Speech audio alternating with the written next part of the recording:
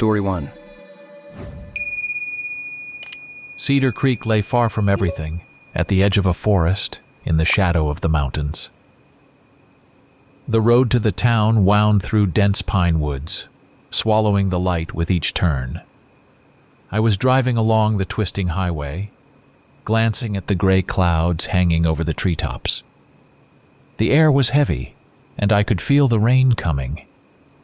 The town had been abandoned in a way, its existence sustained only by the mines nestled in the nearby mountains. The mines had once provided livelihoods for generations of miners, but now things were different. I'm Jonathan Cale, and my duty is to hunt those who hide their true nature. I grew up in a family of hunters. My father taught me how to track down and eliminate those who pose a threat to people. He was relentless and didn't believe in negotiations, and I learned a lot from him. But now my path is my own. Here in Cedar Creek, grisly murders had occurred. Several residents were found torn to shreds on the outskirts of town, and the local authorities decided it was an attack by a wild animal. Maybe a wolf or a bear that had come down from the mountains in search of food. Sheriff Thomas Miller had closed the investigation, convinced that everything was simple. But I wasn't convinced. I had come here on a special assignment. I often find myself dealing with situations that can't be explained by conventional means. Local laws and investigations of such cases often carry little weight when my line of work is involved. I had authority that no one knew about, and unlike the police, I had the means and experience to handle such matters. When I drove into town, Cedar Creek seemed frozen in time. Narrow streets coated in dust, old wooden houses with peeling paint, and almost no people outside. Just a few cars parked by the side of the road and closed shop doors. No one came out, adding to the eerie atmosphere. I headed for the sheriff's office, a small one-story building with a faded sign that read "Sheriff" stood in the town's center. The doors were open and a dim light flickered inside.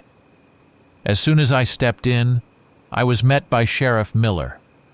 He was a short, stocky man with a piercing gaze and an expression that clearly showed displeasure. "You the hunter they sent?" His voice was calm, but I caught the tension. Miller wasn't happy about my arrival. "Jonathan Cale," I replied with a nod. "I'm here about the attacks. The state governor tasked me with conducting an investigation." "I've heard about you, pal. But we're a quiet town, and there's no room for extra investigations around here." The sheriff snorted. "It was just an animal. A wolf or a bear. You're wasting your time." I held his gaze, knowing his confidence was just an attempt to avoid extra trouble. Though most of the time, local authorities or law enforcement were willing to cooperate with me. It's not uncommon for them to fear me because I'm an outsider. Small, forgotten towns. They're like people with their own character and behavior. And sheriffs often were the most important figures in such places. But from my experience, it's in towns like these where something crazy usually happens. "I'm not here to disturb your town, Sheriff. But my authority, as you know, is not limited. I'll do what's required," I said. "If you're so sure, then you have nothing to worry about." He frowned, clearly not expecting that kind of response. "You act like you know something I don't, boy," Miller said, his eyes narrowing. I raised an eyebrow but said nothing. I knew conversations like these were pointless. All the case files were in the station, and I was going to study them. While the sheriff watched me, I realized he was hiding something. His reaction to my arrival was abnormal. As I mentioned earlier, sometimes I'm met as an unwelcome guest, but in this town, the sheriff was acting too aggressively, and his behavior made me suspicious. Maybe he knew more about what had happened, or maybe he was scared of what was happening in Cedar Creek. But that didn't matter. My job was to get to the truth, even if it was hidden under layers of fear and secrets. After my conversation with Sheriff Miller, I headed to a hotel one of his deputies had recommended. A small, single-story building on the edge of town looked like it hadn't seen a renovation in the past 20 years. I wasn't surprised. Towns like this rarely attracted travelers or tourists. The locals lived their lives, and strangers were met with caution, as had been the case with me. I parked the car by the main entrance and stepped into the lobby. Behind the counter sat a woman in her 60s, with short-cropped gray hair and a stern face.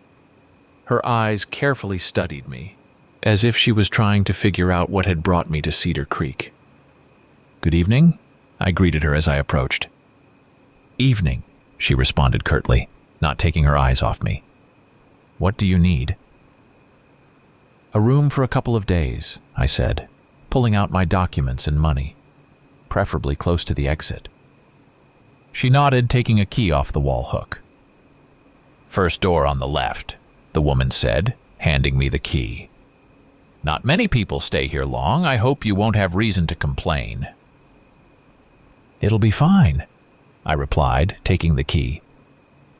Her words were casual enough, but there was something in her voice that triggered a sense of unease, fear.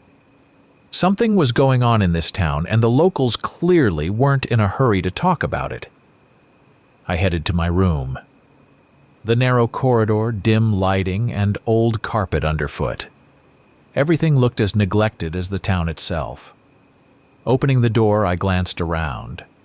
The room was simple, with one bed, a chair, and a small wardrobe. Nothing extra, just the basics. But that suited me. I wasn't here for comfort. Taking off my jacket and tossing it onto the chair, I sat on the bed, lost in thought. The locals clearly knew something. Every person I had encountered so far displayed some kind of strange tension, as if they were all waiting for something. Or maybe it was just the aftermath of fear. The town had experienced several brutal murders, and that was bound to leave a mark. My family had taught me one important rule: fear often hides the truth.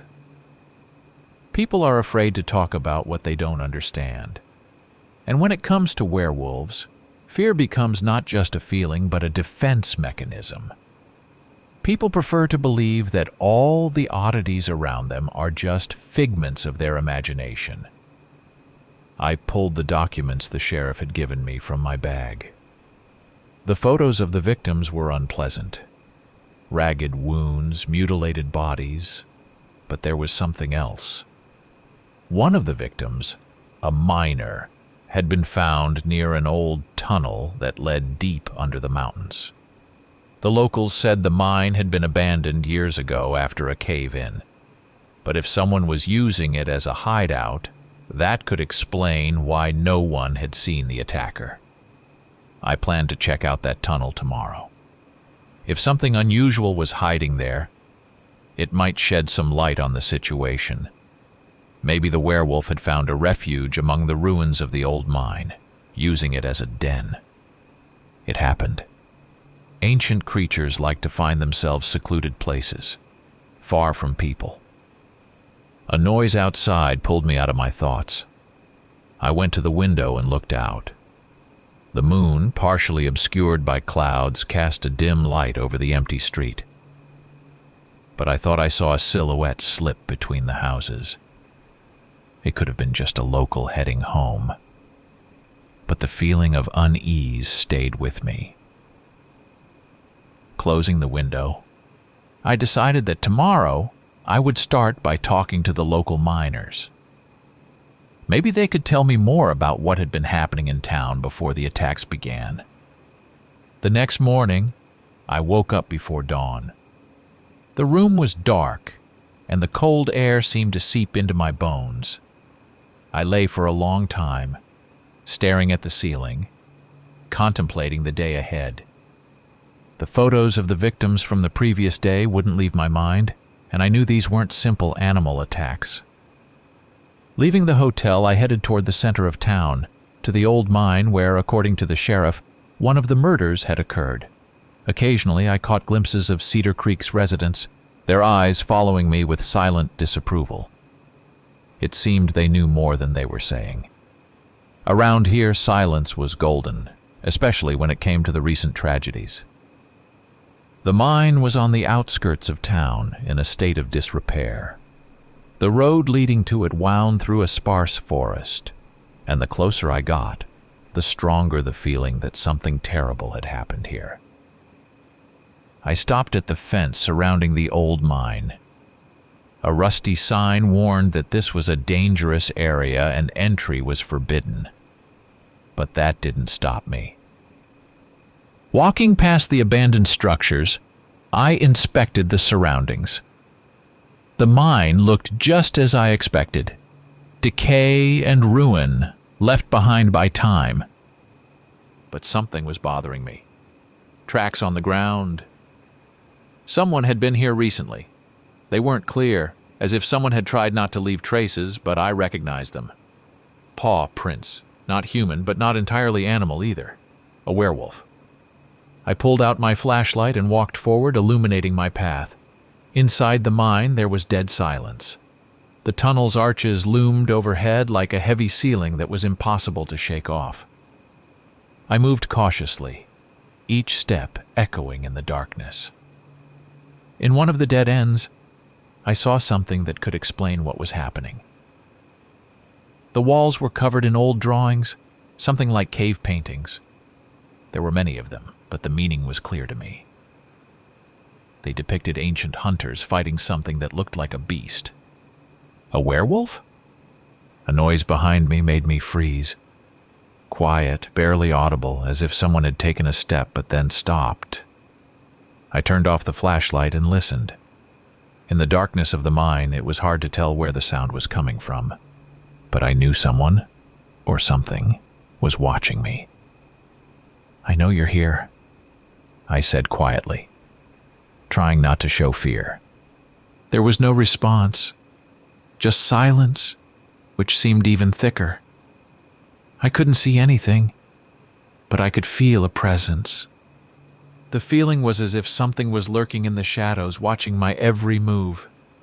I slowly turned, shining my light on the wall. Nothing. But I knew that didn't mean there was no danger. At that moment, I heard another sound. This time, it was clear. Someone or something was very close. I took a step back, holding the flashlight high, and in the distance, I saw movement. A shadow darting through the corridor. It was too fast for me to make out details, but its size and shape were definitely not human. I knew this wasn't just an animal. I had found it again. This was my target. A creature described in myths and legends, but they are real and hide among beasts and men. The werewolf was nearby. It could sense me just as I could sense it. But this time it wasn't going to attack. It seemed to be just watching me. Maybe it understood that I wasn't just any man. Still, I decided not to take any risks and left the mine, leaving the tracks and drawings for more thorough study later. If there was a pack hidden here, my strength might not be enough. I needed to conduct a detailed investigation and prepare. It's unwise to rush into a fight when you don't know the battlefield. When I stepped out into the fresh air, it seemed to me that the forest around the mine had gone silent. Even the birds had stopped singing, as if they too sensed the threat lurking somewhere nearby. The next day, I decided not to rush. The mine had shown me only the tip of what lay behind these attacks. The werewolf hadn't shown aggression, but I knew that was temporary. Perhaps it was studying me just as I was studying it. Either way, I needed to understand what was going on and come up with a plan. I decided to spend the day questioning the residents of Cedar Creek. Informal sources of information were always more valuable than official reports. The locals knew more than they were willing to say, but they could be coaxed into talking if approached from the right angle. I started with the bartender at the local tavern. Despite the early hour, the place was already gathering its first patrons, mostly miners who came to drink before their day shift. The bartender, a man in his 50s with a weathered face and thick mustache, gave me a long look when I approached the counter. "Drink?" he asked, wiping a glass. "No, thanks," I replied, taking a seat. "I'm here on business investigating the recent attacks." He nodded, not surprised. Apparently, word of my presence had already spread around town. People here learned the news quickly. "Have you lived here long?" I asked. The bartender set the glass down on the counter but didn't answer right away. His gaze drifted off into the distance for a moment, as if recalling something unpleasant. "I've been here a long time. Came when the mine was still running full strength. Things were different back then." "And what about the recent events? Do you know anything about the attacks?" He shrugged, but I caught the hesitation in his eyes. He clearly didn't want to talk. "People are scared of animals," he finally said. "But wolves, bears, they're not the same as they used to be. I know it sounds strange, but something's changed over the past few years. The forest has changed." I didn't press him further. He'd given me enough information, though he might not have realized it. The forest had changed, and it was clearly tied to the creature I was hunting. Perhaps the werewolf wasn't the only one using these woods. Leaving the tavern, I headed toward the old mine on the outskirts of town. On the way, I came across a local miner returning from work. I decided to ask him some questions. Someone who worked near the site of the attacks might know something useful. "Have you heard about the attacks?" I asked as I approached him. The miner, a short man with a face smudged with dirt, looked at me warily. "Of course I've heard. Everyone's heard. We hardly go into the woods anymore because of it." "What can you tell me?" He glanced around, checking to see if anyone was listening, then lowered his voice. "I've been here 30 years, and in all that time I've never seen anything like this. People disappearing, animals acting strange. They say the woods are dangerous now. It used to be quiet around here, but it's gotten worse every year." "Have you seen anything yourself?"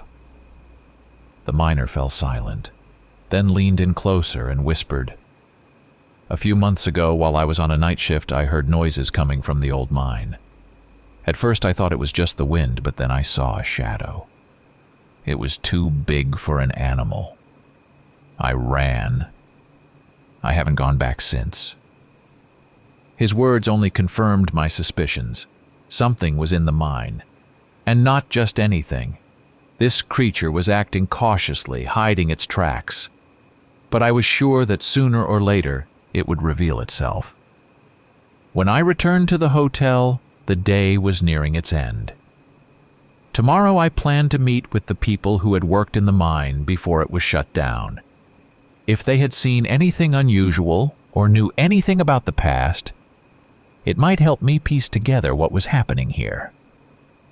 The next morning, I headed to the outskirts of town, where the former miners who had worked in the old mine before its closure lived.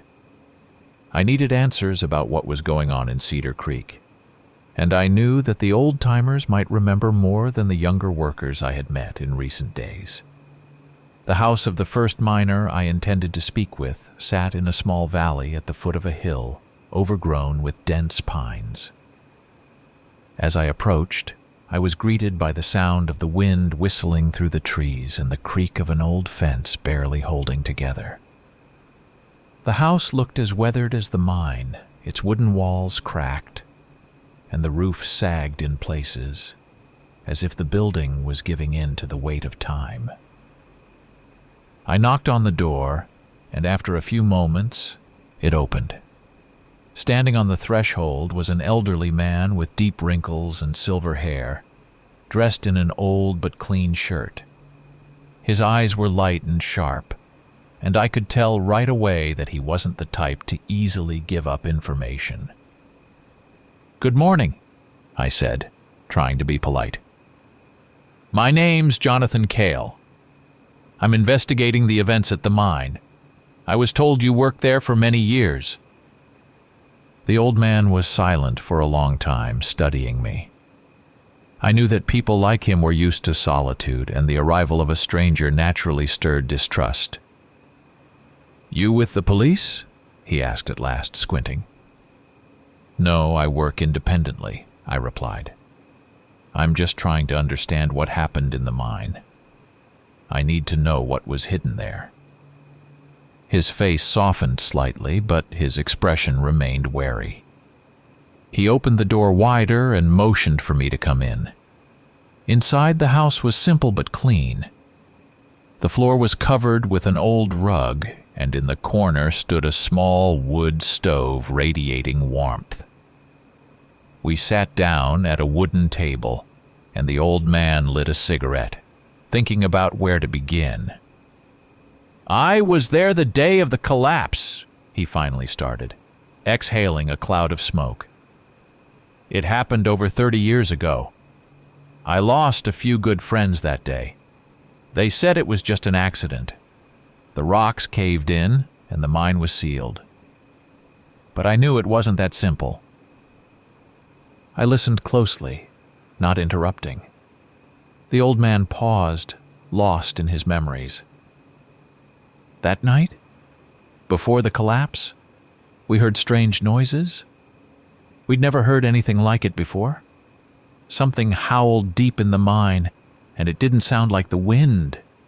We thought someone was trapped down there, or maybe an animal had wandered in.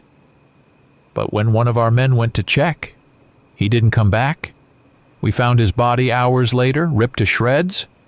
No one talked about it openly, but everyone knew there was something more down there." "A wolf?" "Or something like one?" I asked directly. He nodded, though there was fear in his eyes. "Maybe? We called it the beast.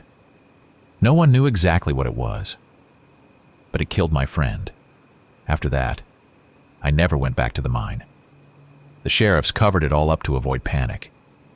But I know one thing. Something stayed down there. And it wasn't just an animal." The old man fell silent, extinguishing his cigarette, and I knew he wasn't going to say any more. But what he'd told me was enough. His words confirmed my suspicions. The mine wasn't just a workplace. It was the lair of something dangerous. Something that had been there for years, perhaps centuries. I thanked him for the information and returned to my car. The old man stood on his porch, silently watching as I drove away. He knew more than he let on, but I didn't push him. I headed back to the center of Cedar Creek. What I'd learned left no doubt. The old man spoke of strange noises, the attack on his coworker, and it all aligned with my suspicions. But the most telling thing was that he mentioned the authorities' silence. The sheriffs had covered up the incident to prevent panic, which meant that something had been haunting this town for a long time. By the time I returned to the hotel, dusk was already settling over the town. The fog, slowly descending, was thick like cotton, enveloping the houses as if hiding them from prying eyes. I decided it was time to prepare for another visit to the mine. I needed to learn more about the drawings I had found and gather more evidence that the werewolf, or whatever was lurking there, was tied to the past. That night I sat in my room, studying maps of the mines. Old documents I found in the archives showed that deep tunnels stretched for miles beneath the mountains, and much of it had been sealed off after the collapse. But not all the entrances were sealed. I noticed one that, according to the documents, led to an older part of the mine, long abandoned, even before the miners started actively working it. This tunnel hadn't been used in ages, and it could be the beast's lair. The next morning, I set out again for the mine. The air was cold, and the leaves rustled underfoot as I approached the site. I circled the perimeter, following the map I had studied the night before. Soon I found the entrance, almost hidden beneath debris and leaves. But after clearing some of the passage, I uncovered a narrow path leading inside. The cave seemed deep, its walls covered in moss and tree roots, a reminder that no human had set foot here in a long time. Occasionally, the dim light from my flashlight reflected off wet stones, casting strange, living shadows. The wind's howl occasionally broke the silence, but I knew that something more awaited me down here. After walking a little further, I stumbled upon another set of drawings on the walls. But these were different. They seemed older, cruder. The hunters were there again, but their opponent was clearly not an animal. The creatures depicted had human-like forms, but with long claws and fangs. I ran my hand over the wall, feeling the cold stone. These drawings told a story this town had long forgotten or chosen not to remember. At that moment, I heard a rustle behind me. Quiet, barely audible, but I tensed immediately. The werewolf was close, and I knew it was watching me. I turned off the flashlight and froze, listening. My legs didn't move, but my heart pounded in my chest. The air felt alive with the presence of something. The silence became unbearable, but I didn't dare move. In the darkness, I felt something slip past me, a shadow too quick to be a normal animal. And then complete silence. I turned my flashlight back on, illuminating the empty passage. No one there. But I knew this wasn't the end. This creature wasn't attacking. It was just following me, studying me. Perhaps it was waiting for the right moment. That night, I barely slept. Every time I closed my eyes, images of those ancient drawings on the mine walls filled my mind. There was something unsettling about them, and I couldn't shake the feeling that the werewolf was behaving unusually. This predator was smarter than I was used to. It wasn't attacking right away, preferring to observe and wait for the right time. But I knew its patience wouldn't last forever. The next morning, as the first rays of sun broke through the thick foliage, I made up my mind. Today, I needed to act more decisively. I returned to my car and checked my gear. In addition to my weapons, I had silver bullets that had been passed down through my family for generations. I rarely used them, but I knew the time was close. Werewolves don't die as easily as regular beasts, and I had to be prepared.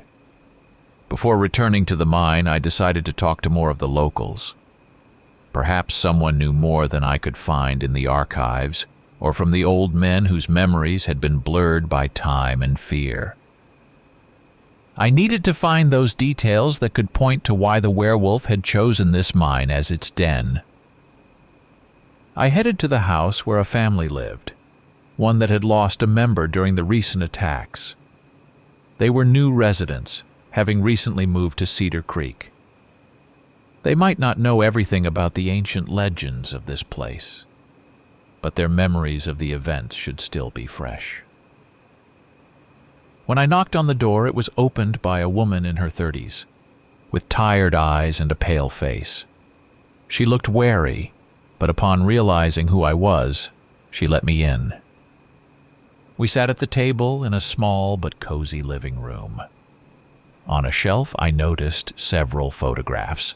A husband, wife, and 2 children, all smiling against a backdrop of nature. A family that was once happy in this place but had now lost part of itself. I know it's hard to talk about this, I began, trying not to be too abrupt. but I need to know more about what happened. It's important if I'm to stop what attacked your family." The woman lowered her gaze, her hands nervously fidgeting with the edge of her dress. Her voice was quiet, but filled with pain. "It happened at night," she began. "We were asleep. But my husband woke up because of some noise. He went outside to see what it was. I heard his scream. When I ran out, everything was covered in blood. But I didn't see the creature. It was too fast. He was just gone." Her eyes filled with tears, but she continued. "Our neighbors said it was wolves, but I saw something moving on 2 legs. It was too big for a person, but not quite an animal. I don't know how to describe it." I nodded. Her description matched what I already knew.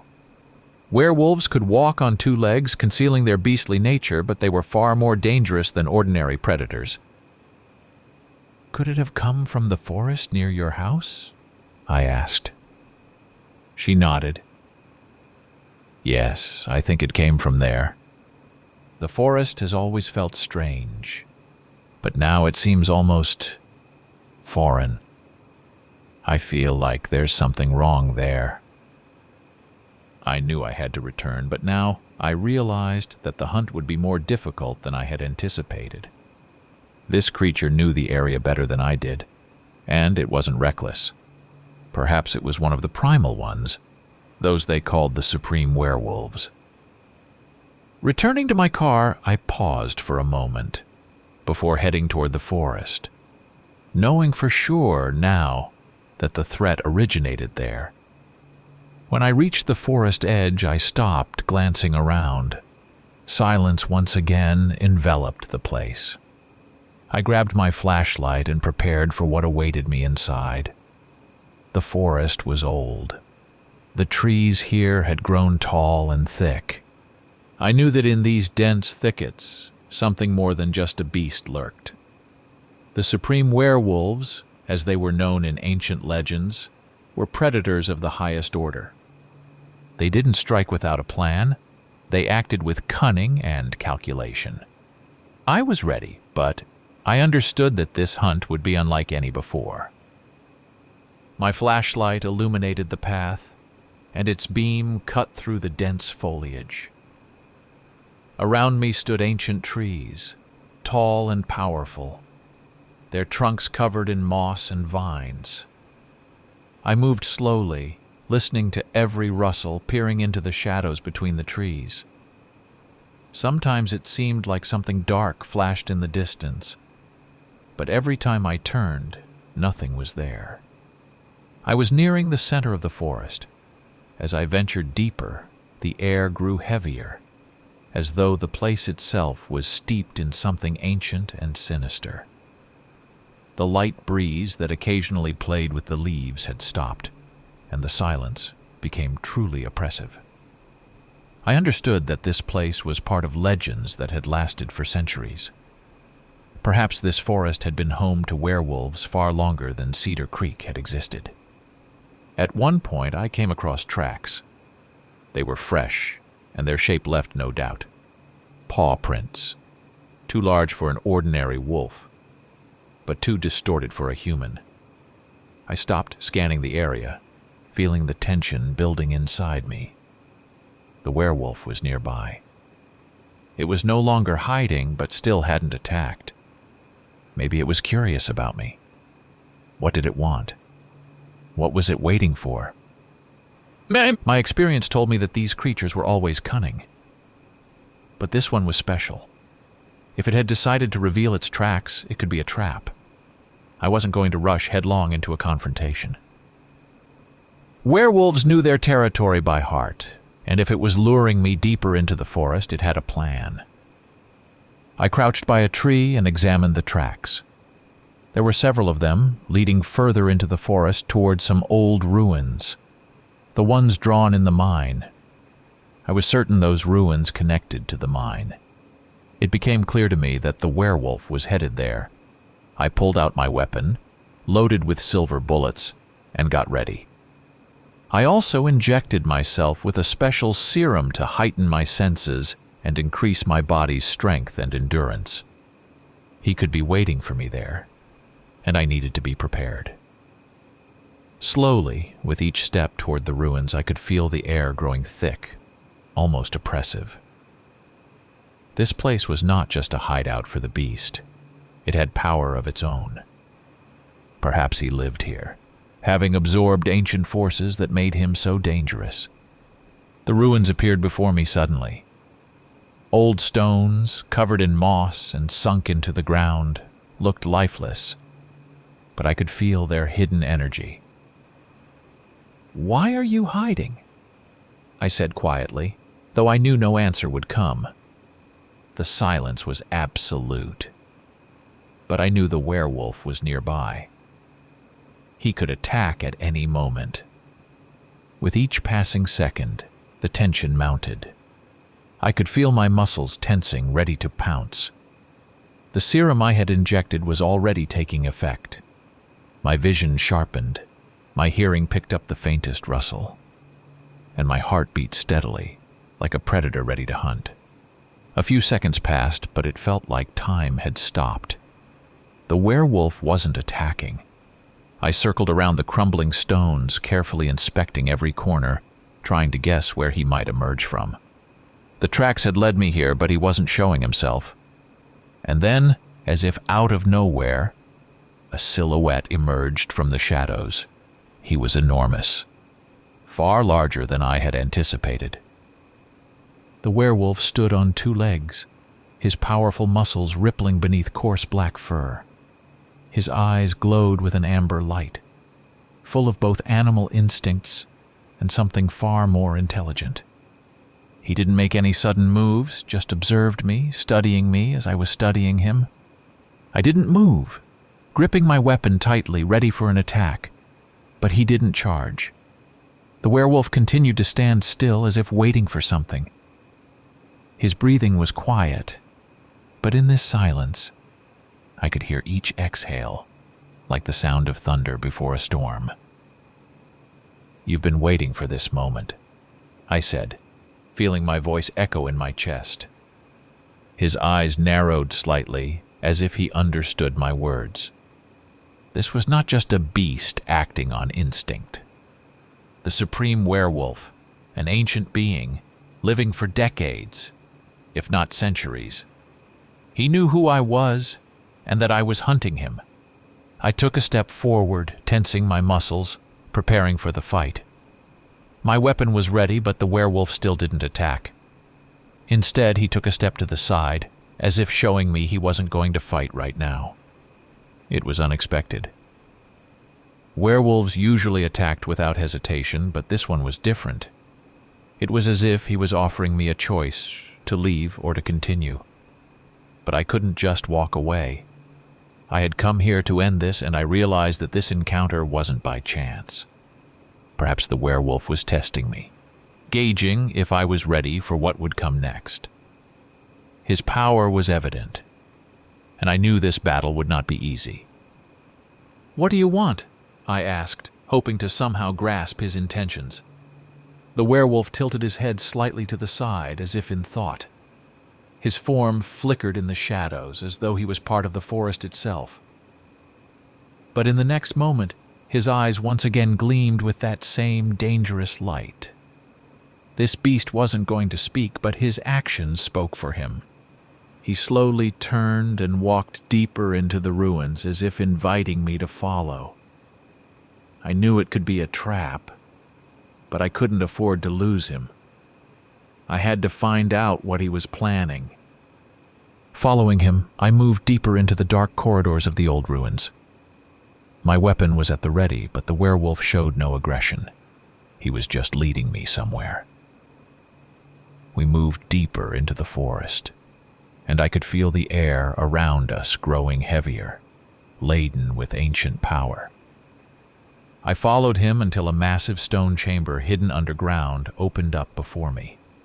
The beam of my flashlight revealed only part of the space, but I saw enough to understand. This was not just a hiding place. This was a sanctuary, The werewolf stopped in the center of the chamber and turned to face me. His eyes no longer looked malicious, but there was expectation in them. At that moment, I understood that our battle was inevitable, but it had to happen here, on his territory, in a place that was sacred to him.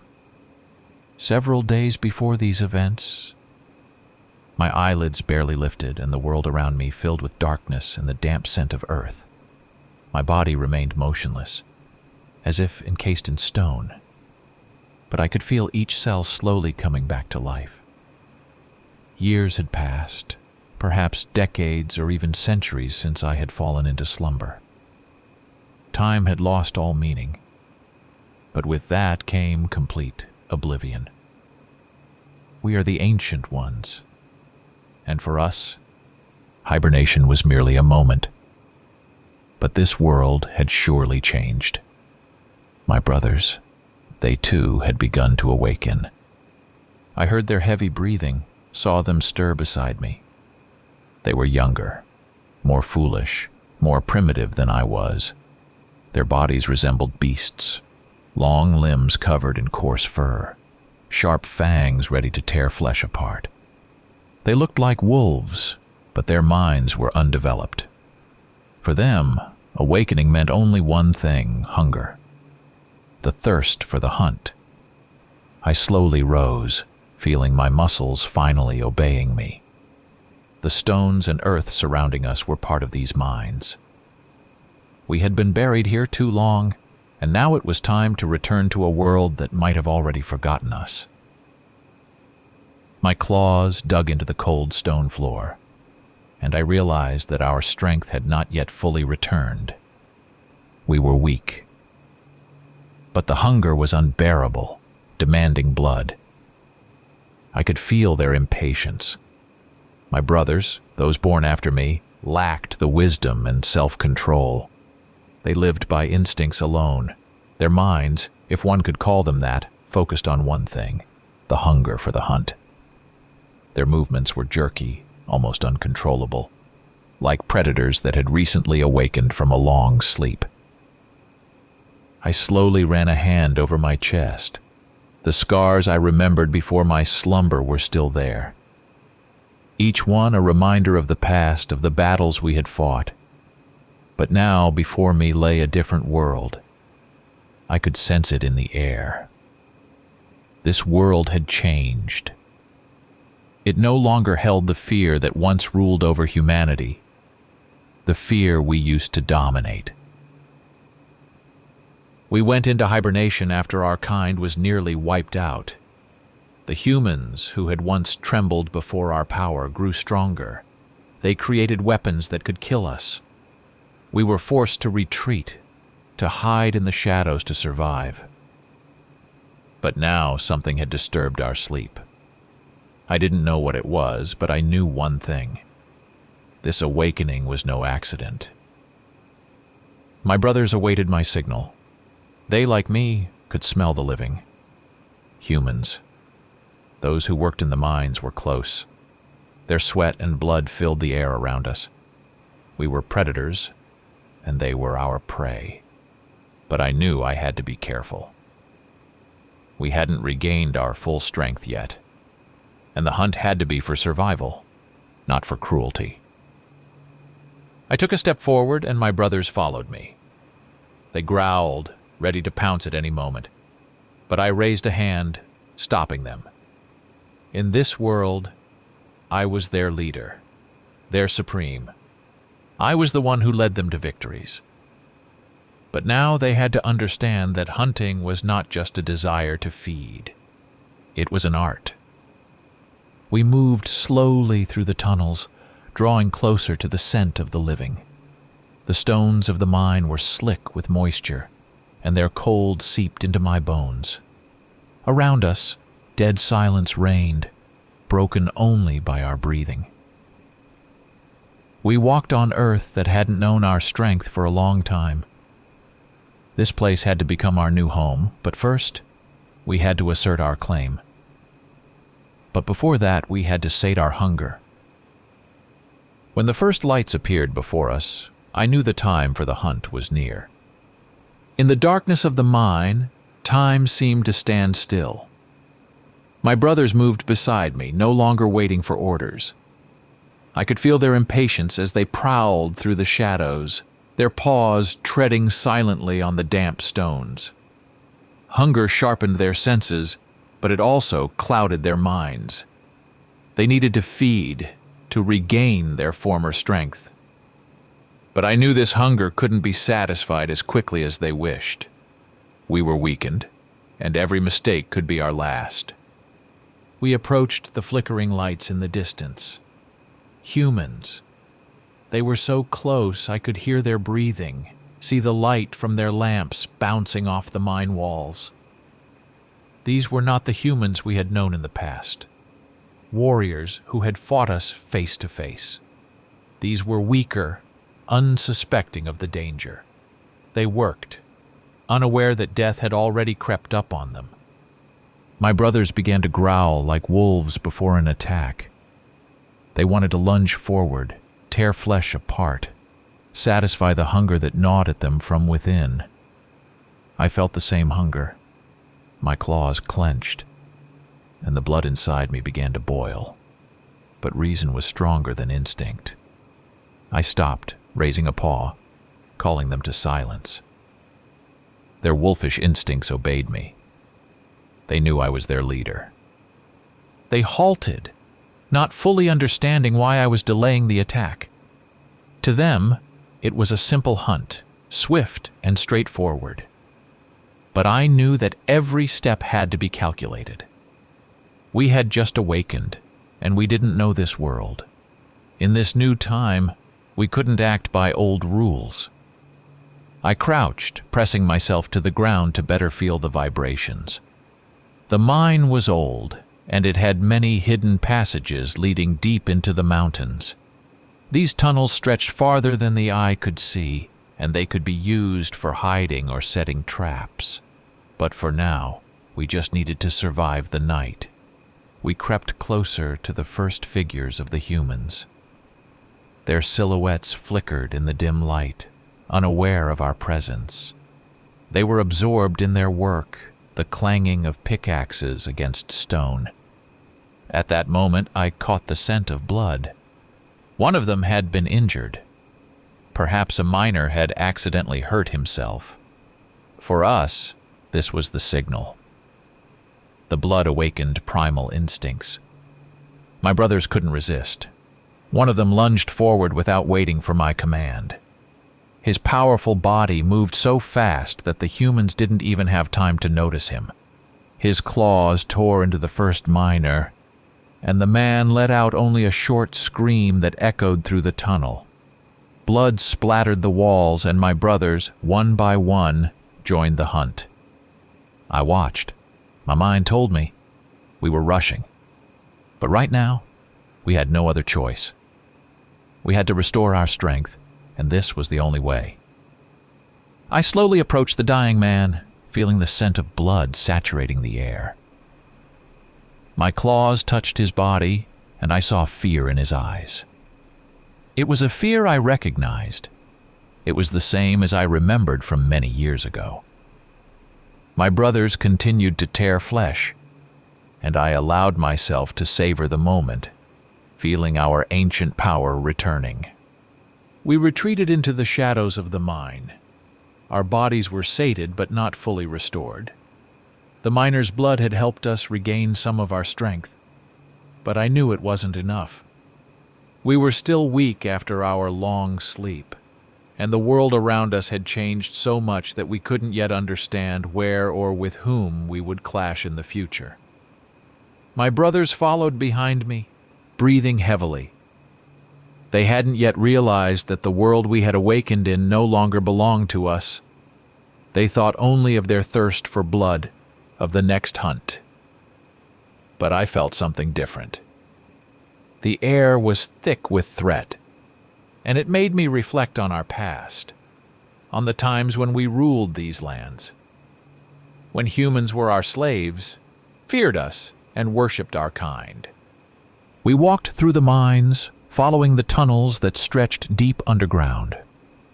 These tunnels connected to ancient ruins, which had been our refuge, the place where we found rest in our long sleep. The ruins, these were all that remained of the days when our kind ruled these lands. I could still feel the ancient power there hidden beneath the stones and moss. It was the place where sacrifices were once made in honor of my father, the Lord of Werewolves. When I was very young, my father was the ruler of these lands. He wasn't just strong, he was revered as a god. People feared him but worshipped him at the same time. Every year they made sacrifices, bloody offerings that strengthened our connection to the world and empowered our kind. I remember how people would line up, bringing their captives, and my father would choose the best for sacrifice. This ritual was essential for maintaining our dominion.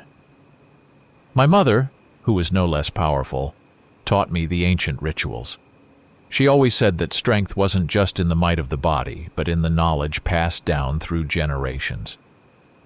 It was she who taught me the ritual of hibernation, which we used much later to escape humans. But back then, in my childhood, I didn't know that one day we would need that knowledge to survive. My brothers, the younger ones, had not yet reached their full potential. They, like me, were part of this world but didn't understand its depths. We all believed in the power of our Father, in his invincibility. He was the symbol of our kind's eternal rule. But then the humans began to change. They became stronger, braver. At first it was only rumors. Humans began building fortresses, defending themselves, and they stopped making sacrifices the way they used to. Father initially paid no attention to it, confident in his power and in the belief that humans wouldn't dare challenge his kind. But that was a mistake. I remember the day they attacked our home. It happened suddenly. Humans, armed with strange blades and armor, came from the northern lands. They brought with them not only ordinary warriors, but also beings we had never encountered before. These creatures were faster, stronger, and smarter than regular humans. They moved like shadows, attacking with unparalleled precision and speed. These were not just warriors, they were our mortal enemies, hunters, specifically trained to battle our kind. My brothers and I didn't have time to react. Our home was destroyed within hours. I saw my father standing in the center of the battlefield, his massive figure towering over the enemies. He was tearing them apart, one by one, but each time, new hunters took their place. They fought as one, their attacks precise and merciless. My mother fought beside him, her claws and fangs gleaming in the fight, but even she understood that their strength was not enough. That was the first time I saw one of our kind die. My father fought to his last breath, his claws ripping through the enemies, but he couldn't hold out. I watched as his body fell to the ground, torn and battered.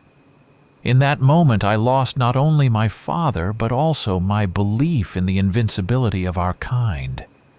My mother, realizing that we could not win this battle, ordered me to take my brothers and flee.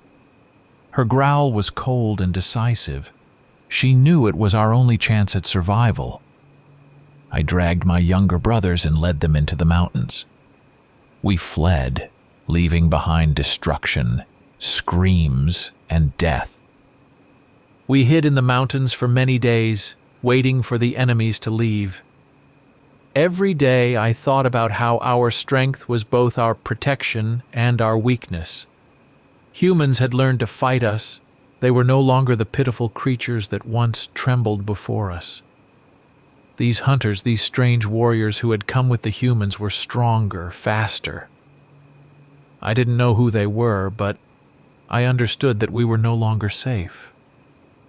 When we returned to the ruins weeks later, I found that our home was destroyed. Everything that had once been sacred was now dust. My father and mother no longer protected us. We were alone in this world. But that didn't mean we had given up. I began to take revenge on the humans. We attacked villages, slaughtered their livestock, took the lives of their warriors. Every time I tore a human apart, I remembered that day when my father fell and rage filled me. My brothers followed me. They too thirsted for revenge. We became phantoms, living in the shadows, and every time the humans tried to reclaim their land, we would come to remind them who the true predators were. But I knew it couldn't last forever. The humans were growing stronger again. They built fortresses, honed their skills, and soon I realized we would have to run once more. I knew that if we continued to attack, sooner or later, those hunters would return for us. But this time, they would destroy us completely. My primary goal now was to protect my brothers, even if it meant disappearing from this world for a time. My brothers, though they followed me into every battle, didn't fully understand the danger we faced. Their minds were clouded by bloodlust, revenge, but they didn't see the bigger picture. Then I remembered my mother's words. She had spoken of an ancient ritual performed by our ancestors in times of great danger, when our kind faced the threat of extinction. It was the ritual of hibernation, a ritual that could hide us from the world for centuries. It would give us the chance to restore our strength, so that centuries later we could return when time had forgotten us, and humanity would once again become vulnerable. My brothers didn't understand what I had planned at first. To them, the idea of hiding seemed cowardly, but I knew it was the only way to survive. The night I decided to perform the ritual was cold and moonless. We gathered in the ruins where sacrifices had once been made in honor of our father. The stones, covered in moss, still held the power of those times. I could feel the ancient energy coursing beneath the earth, ready to respond to my call. I gathered my brothers around the sacrificial stone and began the ritual. Gradually, my brothers calmed, their bodies succumbing to the power of the ritual. I felt their hunger, rage, and thirst for revenge fade, replaced by peace. As the ritual neared its end, I could feel the earth itself embracing us. Our bodies sank into a deep sleep, and our consciousness began to slip away. I knew this was only a temporary state. We would sleep for centuries, but one day we would awaken. As my brothers fell into slumber one by one, I allowed myself one last look at the world I would soon leave behind. A world that had once belonged to us, now destroyed. But I knew that time was on our side. Humans might grow stronger, build cities, forge new weapons, but when we awoke, they would not be ready. I closed my eyes, feeling the forces of the ritual completely envelop me.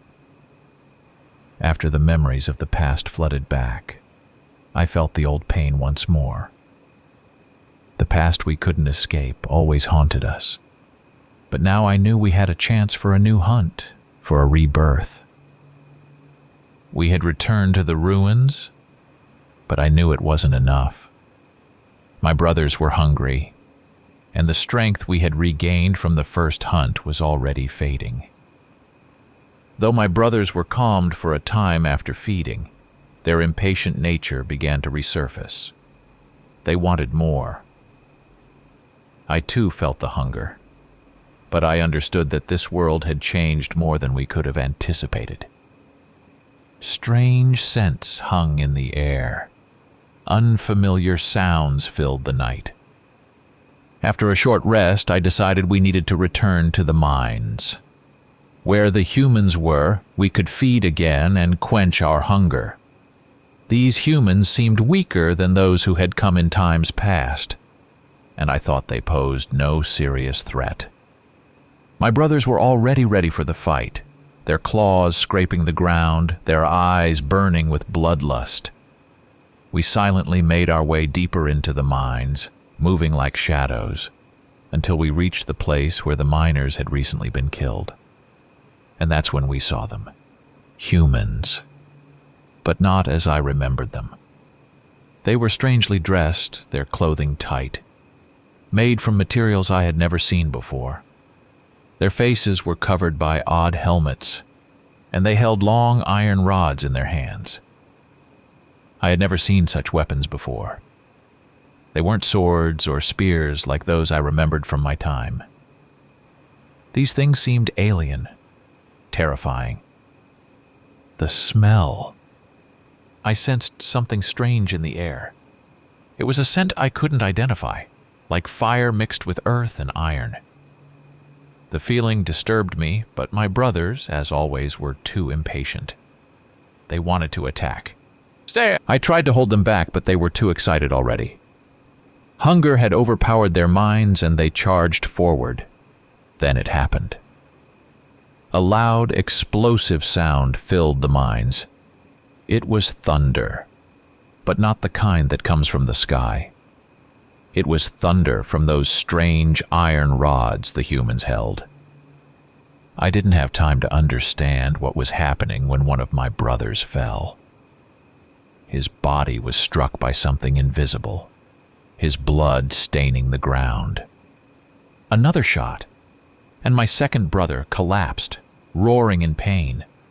One by one, my brothers fell, their bodies broken by these incomprehensible attacks. I was furious. I couldn't comprehend how this was happening.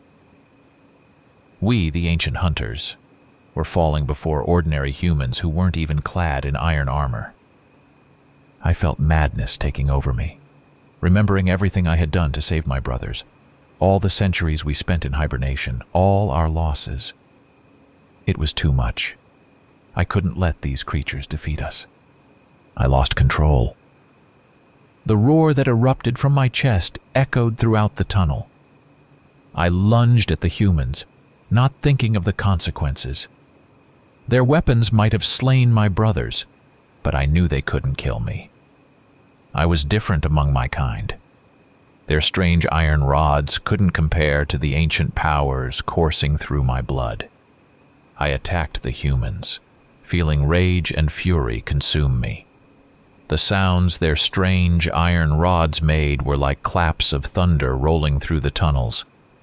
These loud explosions filled the mine, making the walls seem to tremble.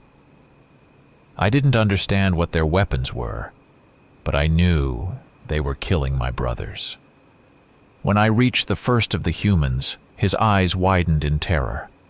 My body, driven by rage and desperation, surged forward, and his life ended before he could do anything. I tore him apart like a fragile doll, but the others kept fighting. Each time their iron rods exploded with that deafening sound, my mind clouded with the pain of those I had tried to save. I watched as the bodies of my younger brothers fell one by one. Their blood soaked the stones, seeping into the ground as if it wanted to swallow them whole. They were weak, too young to understand what was happening. All my efforts to protect them were in vain. Rage turned me into a crazed beast. I lunged at anyone who dared raise a weapon. They couldn't withstand my strength. I tore their bodies apart, ripping them to pieces. Their faces twisted with fear as they realized that neither their weapons nor their thunderous blasts could stop me. I could feel their fear growing with each torn body, with each life extinguished in the mine. But at some point, when I thought it was all over, I saw one of them, the one who was their leader, retreating. He had a metal star on his chest. He didn't raise his weapon. He didn't try to stop me. Instead, this man slowly backed away, leaving his people to die under my claws. He was abandoning them to save his own life. I sensed his cowardice the moment he turned and began to flee, leaving his people behind. This traitor, this man with fear in his eyes, was guilty of my brother's deaths. He knew his weapon couldn't stop me, and the only thing he could do was escape. My rage still boiled inside me, but my body was starting to give in. I could feel something tearing at my flesh, and my wounds weren't healing as quickly as they once did. The strength I had lost during hibernation had not fully returned. I needed to recover, but I couldn't stop as I watched the traitor flee. I took a few steps forward, but my body refused to obey. The wounds inflicted on me were beginning to take their toll. I struggled to stay upright, but I knew I couldn't let this man get away. He had to pay for my brother's deaths. I had lost them all. Everyone I had tried to save had perished before my eyes. But I was too weak. I couldn't catch him. I saw him disappear into the darkness of the tunnel, his footsteps growing fainter. I knew this wasn't the end.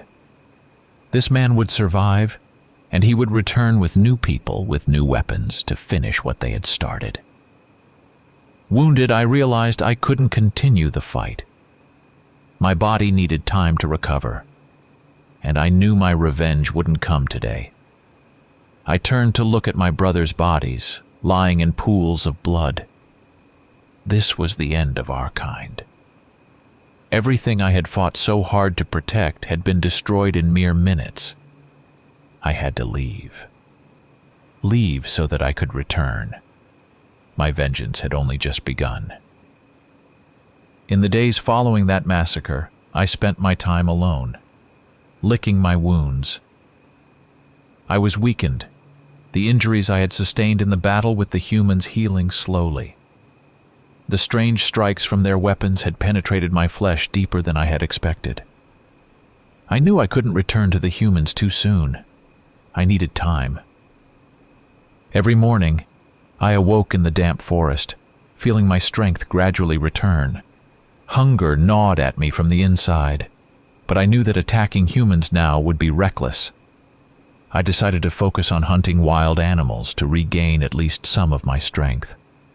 The forests surrounding these lands were full of game, and I could sustain myself on their flesh, but it was nothing compared to human blood. I hunted deer, wolves, and even bears, trying to satiate my insatiable thirst.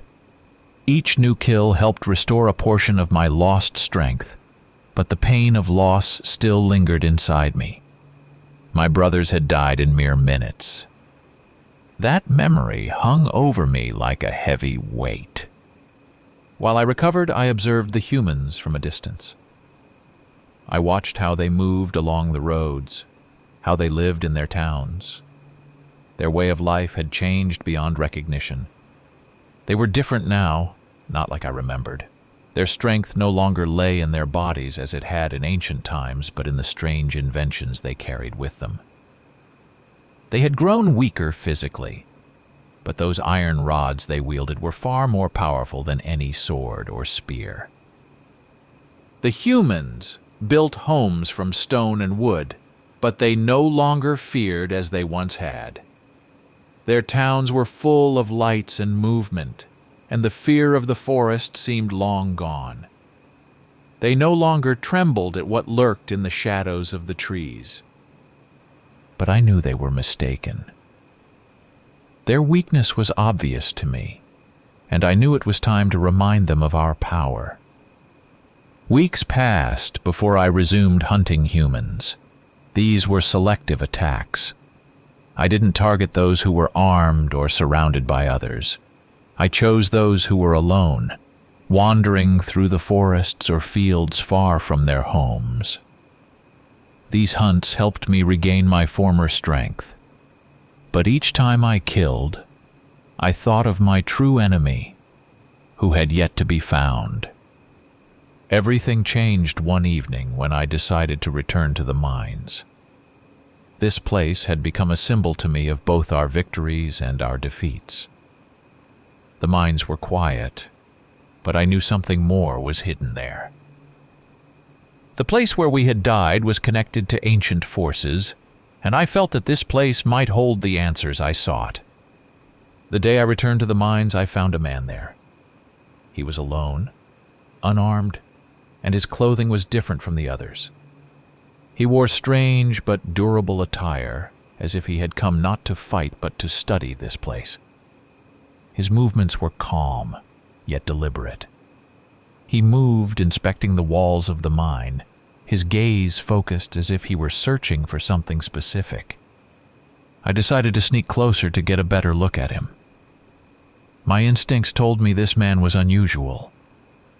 But as I approached, I felt something I hadn't felt in centuries. His scent was strange. It was a smell I hadn't encountered since before my hibernation. It was the scent of blood, but not just any blood. It was the same blood that flowed in the veins of those ancient warriors who had destroyed my home. I froze. This man was not ordinary. I sensed that his blood was infused with ancient power. It was the blood of hunters, those born to fight us. I couldn't attack him right away. Something held me back. This man was dangerous, and I knew it wouldn't be easy to kill him. I needed to learn more about him before rushing into battle. Perhaps he was the last of those ancient warriors I had once encountered. I decided to watch him, to study him. I had to understand who he was. I observed this man for several days. He explored the mines, carefully inspecting the walls as if searching for something specific. But the hunter sensed me too. I noticed how his movements changed. Sometimes he would stop and listen to the silence of the mines. He knew I was there. Once I even heard him quietly speak words as if calling me out. He wanted me to reveal myself. He knew he was being watched. I was still too weak to attack. Though my wounds were healing, they still reminded me of the recent battle. I understood that I couldn't engage in combat with this being. He was too dangerous. Hunters of his kind had already proven their strength in the past. I had seen how they fought and knew that a simple attack wouldn't be enough. This man wasn't just a hunter. He was something more. His blood carried the power to destroy beings like me. So I decided to wait. Time was on my side. The hunter wasn't attacking, and I wasn't going to strike first. I chose to study him, to learn his weaknesses. I followed his every step, watching as he returned to the city the humans had built on these lands. That city was strange to me. The streets were filled with enormous iron creatures, lifeless inside, moving while spewing smoke and noise. These soulless creatures seemed strange and repulsive to me. Their scent irritated my senses, and I couldn't understand how the humans could tolerate it. I saw the hunter moving on one of those iron creatures. This world had become alien to me, and I couldn't comprehend how everything had changed so much during my hibernation. I continued to watch the hunter. He frequently returned to his strange house. There he rested, but I could sense that his thoughts were focused on hunting me. I knew he was gathering information about me too, about what had happened in the mines.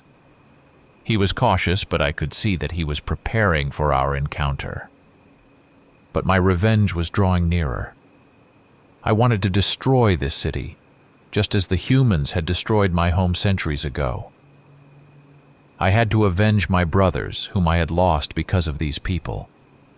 And I had to find that man, the coward with the iron star on his chest, who, like the others, was involved in my brothers' deaths. He had to die. I began to devise a plan.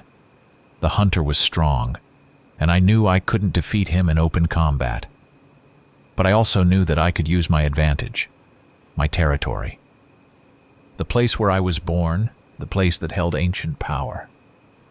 The ancient ruins where our home once stood still held the power that sustained me. I decided to lure the hunter there to the sacred place. Those ruins were part of my strength, and I knew I could use their energy to defeat him. It was time to end this hunt. I couldn't let him remain in this city. I was ready for the final battle, but this time, I knew I had to act smarter. I set a trap. The hunter would follow me to the ruins, where I would use the power of my kind. There, in my sacred place, he would meet his death, and I would finally avenge everything I had lost. From Jonathan Cale's perspective, before me stood a creature unlike any other. It was powerful, strong, its body moving with the grace of a predator, but in every muscle there was an ancient might. This was a supreme werewolf, not just any beast, but a being born in the distant past when the world was different. Its claws were long and sharp like daggers, and its teeth gleamed, ready to tear flesh. I knew it was far tougher and more resilient than any other creature I had ever faced. I could feel its power emanating from this place. These ruins, this ancient home of its ancestors, were the source of its strength. It had led me here deliberately, to draw upon the ancient energy, to feed from the walls that had once protected its kind. But I knew this was a trap. And I had come to this trap willingly. The werewolf had decided to show himself, and I couldn't miss this chance. He was cunning enough to escape, and then I would have had to hunt him down across the entire state. I didn't want to play cat and mouse with him, and I was fortunate that he had chosen to lure me into a trap. The werewolf moved slowly in my direction. I knew he relied on his heightened senses, his smell, hearing, and sight. He counted on those instincts to defeat me, just as he had defeated others before me. But I was ready. At that moment, I pulled a smoke grenade from my pocket, a homemade explosive that could create a loud noise and blanket everything around us in thick smoke. I threw it hard against the ground in front of me. The grenade exploded, releasing a thick wave of smoke that quickly filled the space between us. The werewolf was instantly disoriented. I saw him slow down, alarmed by the strange smell and the sharp noise that shattered the silence. His nostrils, trained to catch every scent, were overwhelmed by the smoke, and his eyes couldn't pierce the thick fog. But he still lunged at me as the smoke spread through the ruins. I felt his movement and jumped to the side, dodging his attack. In that moment, I grabbed my weapon and fired. Silver bullets whistled through the air, aimed straight at the beast's chest. But he was faster than I expected. He dodged, and the bullets only grazed him. The werewolf roared with rage, his eyes glowing in the darkness. He charged at me again. His claws came within inches of my face, and I dodged once more. But he was too fast. His powerful swipe knocked me back against the wall of the ruins, and I felt the impact reverberate through my body. I hit the wall hard, but I didn't lose consciousness. The serum in my veins gave me the speed and durability I needed. I got to my feet, but the werewolf was already halfway toward me, ready to strike again. I rolled to the side and fired once more. This time, the bullet hit him in the leg.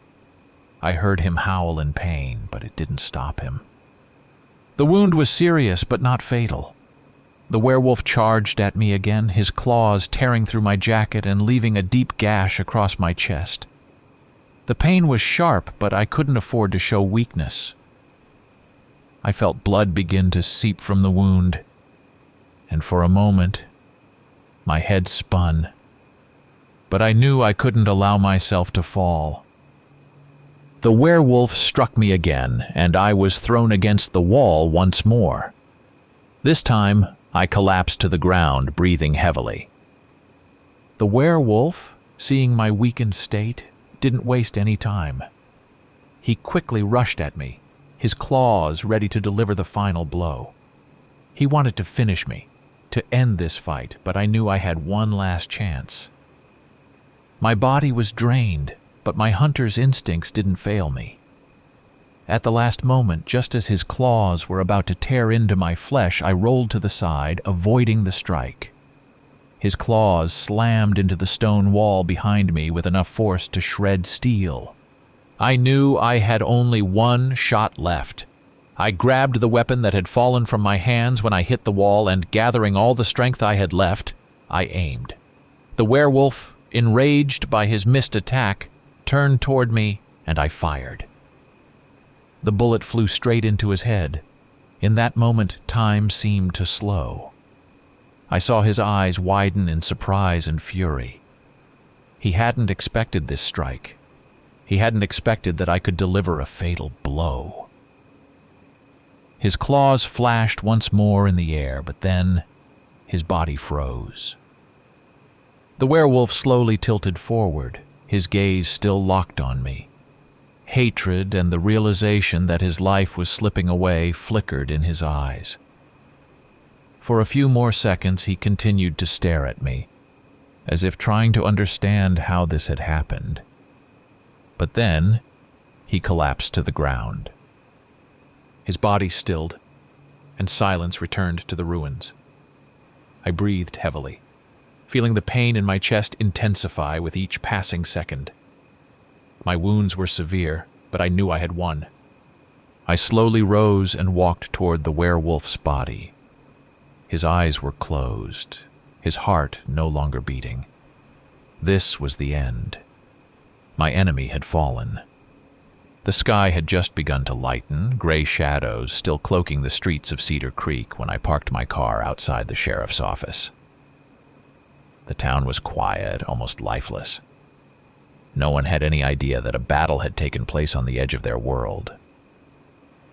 I stepped out of the car, feeling the wounds from the fight with the werewolf pulsing. But time heals even these things. My clothes were torn, but that was a small price to pay for what I had been through. I walked toward the sheriff's office, the cold wind biting at me, carrying the scents of the forest now cleansed. The sheriff was already waiting for me. He stood behind his desk, brow furrowed, clearly not sure what to expect from this meeting. But he knew I was here for something important, and something had changed since I arrived in town. "It's over," I said, stepping inside. "Your town is safe now." The sheriff was stunned. You killed it?" he asked, sinking into the chair behind his desk. I shook my head. "Just know it's gone, and you'd better stick to the story you've already settled on." I answered firmly. "Stick to the official version. Let everyone believe it was just a wild animal. People don't need to know more. If you start spreading rumors about what really happened, it'll only bring trouble." The sheriff wanted to argue, but he stopped himself. He knew I was right. People weren't ready to accept the reality that there was more out there than they imagined. Their lives were too comfortable, too simple to comprehend that monsters could be real. "And one more thing," I continued, leaning in closer. "My work stays in the shadows, understand? You and your people brought peace to this town. Isn't that what you wanted? And if anyone asks, you'll say everything was under control from the start. Don't mention my name or what you know about me. Everything stays as it was." The sheriff stared at me for a long moment, but eventually nodded. Walking back to my car, I slid into the driver's seat, started the engine, and within moments I was back on the road. The locals would wake up and return to their everyday lives, never knowing how close they had come to destruction. I drove through the town, watching in the rearview mirror as it faded into the distance. Another mission was completed. But ahead of me lay new battles, new hunts.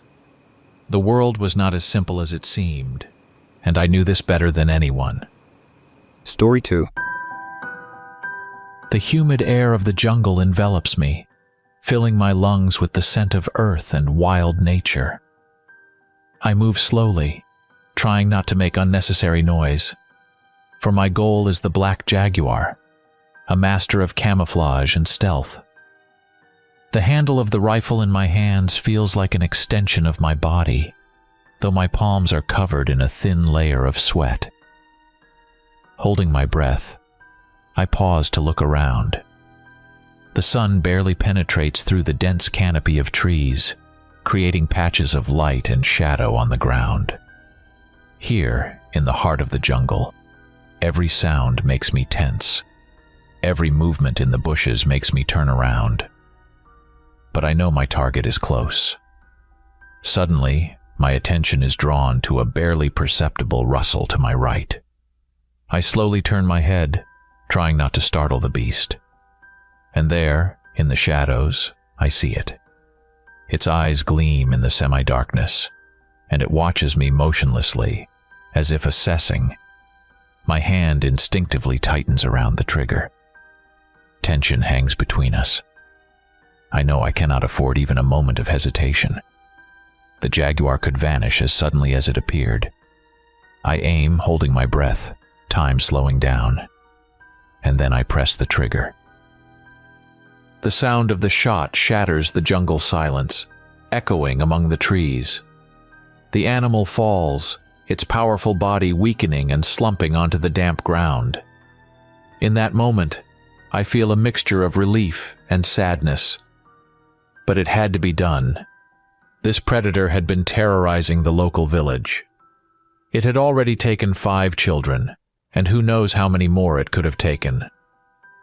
I brought the carcass back to the village and handed it over to the village elder. After making notes for my book, I bid farewell to the grateful villagers. The task was done, and I could return back home to the States. A couple of days later, I was already in my home state of Wyoming. As I approached my house, I noticed a black Ford parked opposite. When I walked up to it, a tall man in a suit and black sunglasses emerged from it. He looked like a spy from the movies. The man extended his hand and introduced himself. His name was Alex Red, and he worked for the FBI. He asked me to accompany him as the agency had a task for me. Surprised but not refusing, I left my camping gear at home and got into the car with him, heading off in an unknown direction. Soon we arrived at a small gray building. Parking beside it, we got out of the car. A serious-looking guard stood at the entrance, conducting a thorough check before allowing us to proceed. Passing through narrow corridors, we entered a small room where several other people were already present. Among them was a woman around 40, dressed modestly, and a man about 35 wearing a hat. At a table nearby sat another man, roughly my age, dressed in khaki clothing. We entered, and Alex gestured for me to take a seat. Then he approached the screen in the center of the room and began to explain why he had gathered us. "Firstly, before you, there's a contract you must sign," he said. "It states that what's said here must not be disclosed, as it's classified information. Breach of confidentiality could lead to imprisonment." I took the sheet and read it carefully. It was serious business, and as a former military man, I was familiar with such procedures. After reading it a couple of times, I signed and handed it back to the agent. My neighbors did the same. Alex took the sheets, checked the signatures, and placed them in a cabinet. Then he went to the switch and turned off the lights. Next, he turned on a projector, which displayed an image on the screen. It was a man, about 25 years old, with a beard, wearing an ordinary shirt. He stood in a room with light shining directly on his face. Nothing remarkable, except for his gaze. Squinting from the light, he looked into the camera with hatred, as if he had seen his fiercest enemy. Then Alex switched the slide, and the photo we saw shocked us. The woman sighed and leaned back, while I held my breath. Surprisingly, both men reacted calmly, with one of them just tilting his head slightly. I looked back at the screen. It was the same room, but instead of the man, there stood a creature. It was a werewolf, a real one, the kind often depicted in horror movies, suitable only for fiction. It was incredibly grotesque, resembling more of an alien than a human. Thick gray fur and an elongated muzzle with an open mouth full of large, sharp teeth. Its appearance shocked me. As an experienced hunter, I had never encountered anything like it. Alex glanced at our reactions, then stood by the screen and began to explain what it was all about. The creature you see on the screen is a real werewolf. They come in different types. There are harmless ones that quietly live in the forests, and there are those who start killing people. The werewolf you see on the screen can be classified as the latter. This type of werewolf we've named lycanthropes, as they transmit the disease lycanthropy. It's highly contagious. One bite and you're infected. Then, when the full moon rises, you transform into a monster. You lose all control and move purely on instincts, which demand only one thing from you: to kill. We listened in astonishment, as our perception of the world was undergoing a radical change. It seemed like legends were coming to life. Alex continued, "The government has been monitoring these creatures for a long time. Fortunately, they appear quite rarely. The last recorded case was 20 years ago. When such incidents occur, we hire experienced hunters and animal specialists to catch these beasts. Although it's a monster, it's also a human being, specifically a citizen of the United States. So we classify them as patients. Therefore, you must try to capture them alive. This will also help us study their disease, as after death they become ordinary humans and all signs of lycanthropy disappear. This is a very dangerous mission, so the government is willing to pay each of you $500,000 for a live captured beast." We glanced at each other. It was a substantial amount, but the risks were also significant. Alex asked, "So, are you ready to take on this job? If not, then leave this room, but you must forget what was said here." No one moved. Each of us had different reasons. Some were attracted by the money, some had purely scientific interest. As a hunter, I was intrigued by the new challenge. Could I catch this creature or not? The agent glanced at us and continued, "I see everyone agrees. Then let's start with introductions. I'll list the names and occupations of each of you. First is Jack Rivers." The man in the hat nodded his head. "Former park ranger, has encountered one of them before, although not a lycanthrope, but it was no less dangerous." "Sophia Harper," the woman waved her hand amiably. "Zoologist, works at Stanford University in California, specializing in rare species." "John Hawkins," the man in khaki raised his hand. "Former military, also had experience encountering a werewolf." "Stanley Morrison," I raised my finger, "also a former military, now an experienced hunter. As far as we know, you've been to all continents and have hunted many dangerous animals. Since you're the most experienced in this matter, you're appointed as the senior. During this mission, this building will be your base, and will provide you with weapons and everything you need. Now let's finally get down to business. Our target is in the Rocky Mountains, hiding in the forest at their foothills. We don't know who the person behind the werewolf mask is, so you need to be careful. At the moment, 3 deaths have been registered in this area. All the evidence points to our client, to our horror or fortune, but all the victims died. Otherwise, this virus could have spread further. You can imagine if there were more such creatures and they started biting everyone indiscriminately. You will set out tomorrow, but first I'll show you to your rooms, and you'll have time to get to know each other better." That concluded our conversation. Alex handed us more papers to sign, outlining our fees and absolving the government of responsibility in case of our death. Then he led us along. We entered a spacious living room, greeted by the warm glow of soft lighting and a cozy atmosphere, which immediately created a sense of homely comfort. There were 4 doors in the living room, each leading to a separate bedroom, lined along the walls of the room. Without hesitation, I headed towards the furthest left door, deciding that it would be my temporary refuge. Opening the door, I found a cozy room decorated in muted tones with a soft carpet underfoot and heavy curtains on the windows, which, like guards, prevented even the slightest draft from entering. In the center of the room stood a large bed with pristine white covers, inviting me to rest after a long journey.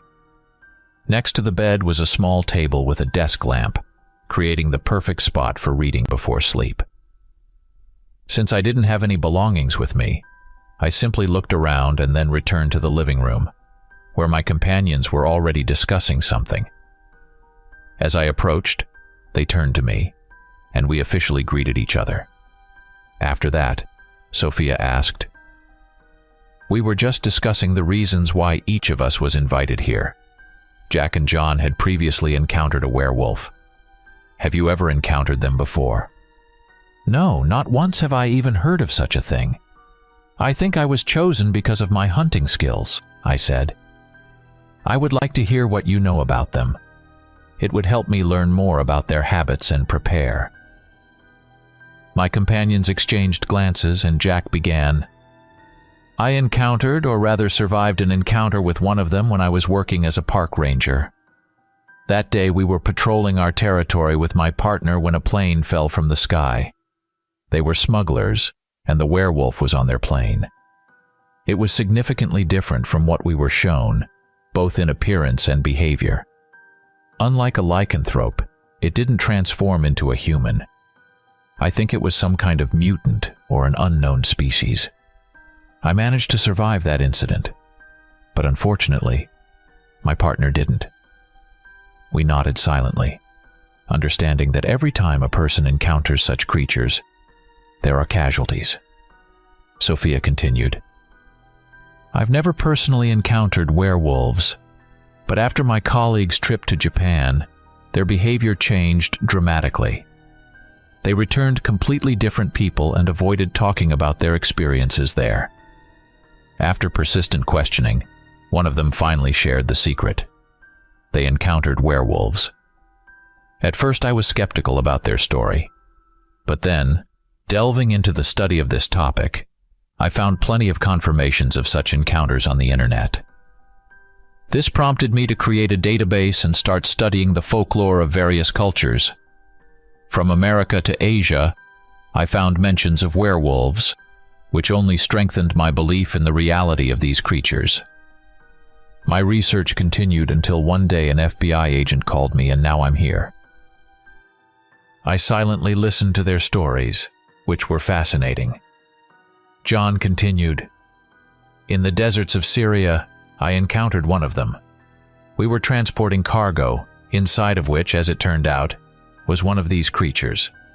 Unfortunately, it managed to break free, resulting in many casualties. This creature was noticeably different from what we were shown today." As he finished his story, we began to ponder the information we had received.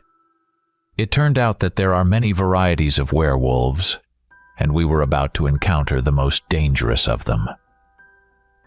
At that moment, Alex entered the living room, holding a folder in his hands. He approached me and handed it to me, noting that the folder contained all the information about werewolves that they had been able to gather up to that day. Studying the provided information, we discovered the following.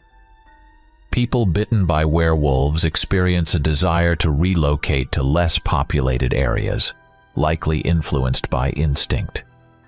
This may serve as a defensive measure, as they are more quickly recognized and eliminated in densely populated areas. The infected transform into werewolves at midnight during a full moon, meaning they transform once a month. Unlike common myths where the werewolf returns to human form at dawn, werewolves maintain their beastly form for 3 days. During this period, they can use it for hunting and infecting others. It was also described that werewolves possess significant physical strength and agility, making hunting them particularly dangerous. Their main vulnerability is silver, which can kill them. However, a special silver-based drug has been developed that can weaken werewolves without killing them. After discussing the new information, we dispersed to our rooms, ready to set out at dawn the next day. A minute before the alarm was supposed to go off, I was already up. Years of hunting practice had taught me to wake up at strictly appointed times. Getting up, I washed my face, and then headed to the kitchen to make coffee. Sophia was already there, engrossed in reading documents from the folder. While I spread jam on toast, she asked, "How dangerous do you think our mission will be?" "Any hunt for large game involves risks," I replied, chewing on a piece of toast. "But considering you don't have physical training, it would be better for you to coordinate our group without participating directly in the hunt." "Maybe I should at least learn the basics? Could you teach me?" she suggested hopefully. Perhaps, if there's time," I reluctantly agreed. Sophia smiled happily, set the folder aside, and poured herself some coffee. It wasn't long before the other members of our team woke up as well. Shortly after we finished our morning discussion, Alex entered the kitchen. His appearance immediately caught our attention, as his expression and determined gaze heralded the beginning of serious preparation. "It's time for you to see the armory," he said, gesturing for us to follow him.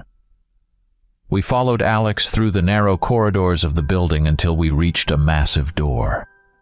With ease, he unlocked it and led us inside, where we were greeted by a sight worthy of admiration. The walls of the armory were adorned with a wide variety of weapons, and equipment for hunters was neatly arranged on shelves. The arsenal included both modern firearms and more exotic weapons designed specifically for combating unusual adversaries such as werewolves. Alex began to explain the purpose of each item, emphasizing the features that might be useful in our mission. He showed us lightweight but sturdy jackets and vests capable of withstanding bites and scratches, as well as various devices for night vision and tracking. We marveled at the presented equipment, assessing each item. Alex allowed us to try on and select the necessary gear, paying particular attention to selecting weapons that would best suit each of us based on our skills and experience. "These are tranquilizer bullets, specifically designed to immobilize werewolves without killing them," he explained, pointing to the bullets wrapped in blue shells. "And these are silver bullets. They can kill such creatures. Use them only as a last resort if you find yourself in mortal danger. As I mentioned earlier, it is crucial for us to capture them alive." After changing into expeditionary clothing, we stepped outside, where our transport awaited us, a sturdy off-road vehicle. Looking around, I noticed that our group looked like seasoned hunters, which shouldn't raise any suspicions from outsiders. Leaving the hustle and bustle of the city behind, we headed towards the remote corners of the Rocky Mountains. Traveling in the off-road vehicle allowed us to traverse diverse landscapes, from green meadows strewn with flowers to dense forests. As we approached the mountains, the landscape became increasingly grandiose. Tall peaks, covered with snow even in the warmest time of the year, loomed before us, creating the impression of unconquered giants. The road wound its way among hills and valleys, offering us magnificent views. We crossed small rivers and streams, their crystal-clear water reflecting the sky. The air here was clean and fresh, filled with the scents of pine and earth, making every deep breath particularly pleasant. Once we stopped at the edge of the forest at the foot of the Rocky Mountains, we were greeted by a ranger named Thomas Hale. His snug-fitting uniform accentuated his sturdy build, and deep wrinkles around his eyes spoke of many years spent outdoors. Approaching us, Thomas respectfully shook each of our hands. We introduced ourselves and explained to him the purpose of our arrival. Our group had come here on behalf of the government to search for and neutralize the beast responsible for attacks on people in this area. Thomas listened attentively, his gaze occasionally shifting from one to another of us, as if assessing our readiness to face the task. He confirmed that he had heard about the recent incidents and expressed his concern about the safety of both the local residents and the newcomers. The ranger shared invaluable information with us about the terrain, potential trails the beast could use, and its recent recorded locations. Thomas also pointed out areas that could be particularly dangerous due to their ruggedness and other risks not directly related to our mission. I asked Thomas if he had noticed any suspicious individuals in the vicinity. He replied negatively, noting that access to the park had been restricted after a series of attacks, but he did not rule out the possibility that someone could have entered unnoticed by the authorities. We thanked him for the information provided and continued on our way. With only a few days left until the full moon, our task during this time was to locate the suspect. It was easier to catch the werewolf while it was in human form, giving us the opportunity to capture and confirm its identity before proceeding with its neutralization. The entire first day of our search was spent in tense exploration of the terrain. We carefully looked for any traces the werewolf might have left behind. Despite our diligence, the day ended without any significant findings. As dusk fell, we decided to set up camp and spend the night in tents, ready to continue the search at dawn with renewed vigor. On the second day of our search, as we made our way through dense thickets, we stumbled upon an abandoned wooden cabin. It seemed ancient, with weather-beaten walls and a sagging roof, under which lay the history of many years. The door to the house was ajar, inviting us inside. Stepping in, we found ourselves in a room where chaos reigned. Furniture was overturned, shelves were almost empty, and torn books and personal belongings littered the floor. Traces of blood created a gruesome picture on the floor and walls, adding an element of horror to the already grim atmosphere. As we inspected the wreckage, a man approached the house, dressed in worn-out clothes that once may have been sturdy and warm, but were now worn and dirty. His face was covered in a thick beard, and there was something troubled in his eyes. The man introduced himself as Marcus. Marcus greeted us with suspicion and asked what we were doing in such a remote place. In turn, we asked him about the reasons for his presence here, and whether he had noticed anything unusual lately. His answers were vague and raised more questions than answers. Everything in his behavior and the environment around indicated that he might be connected to our investigation. I glanced at Jack, then looked at John. He nodded. We surrounded him from three sides while Sophia couldn't understand what we were about to do. John stood opposite the suspect and said, "Excuse me, sir, but we ask for your cooperation. Could you stay with us for a while?" "What? What do you want?" "I'm not guilty, I swear. Why do you want to detain me?" Marcus replied, stepping back and stuttering. "We won't harm you. Just ask you to stay with us until midnight." The man got scared and tried to run away, but we grabbed him and tied him up. Sophia was outraged by our actions and looked at us reproachfully. We simply shrugged. We had no choice. There were only 6 hours left until midnight, and in that time we would hardly be able to find anything. And this man was extremely suspicious. We tidied up the house and moved the man inside. He continued to struggle, but soon calmed down. We brought some firewood and lit a fire in front of the house. Then we grilled some meat and fed the man. At first he refused, but the smell of food hit his nose and he gulped it all down, apparently very hungry. It was 11:45 on the clock, and we were ready. Earlier I had briefed everyone, especially explaining to Sophia what to do and how. We stood surrounding the man, tying him even tighter, and aimed our weapons loaded with tranquilizers at him. The man initially protested, but when we pointed the gun barrels at him, he visibly wilted. Then he started crying and murmuring some prayer. We exchanged awkward glances. Sophia looked disapprovingly at it all. But what could we do? It was always better to be safe than sorry. It was 11:55 on the clock. Suddenly, someone began knocking on our door, which we had previously locked. "Hey, who's inside? Open up. Visiting this park is forbidden." We heard a familiar voice. It turned out to be our acquaintance, Park Ranger Thomas Hale. He persistently knocked on the door, to which I responded, loudly stating that it was us and the situation was under our control, urging him to step back. The knocking stopped for a moment. Then, through the gap in the door, which turned out to be wide enough, I noticed his eye. Thomas apparently saw the scene before him and demanded explanations about what was happening. John couldn't hold back and replied for him to mind his own business and bug off.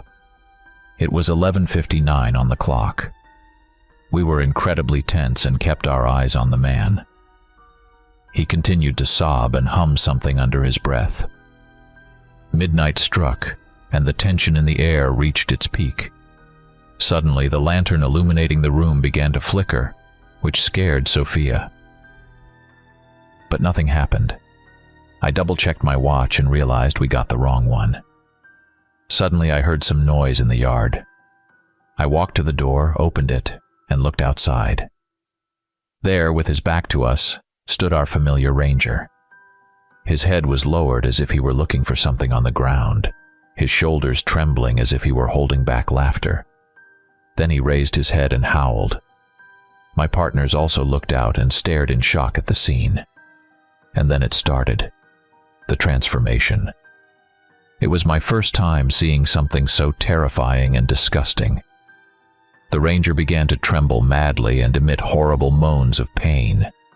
His arms elongated, and before our eyes, his entire body began to be covered with fur, his clothes tearing in places, his boots splitting with a pop and flying apart in different directions, revealing huge paws with claws.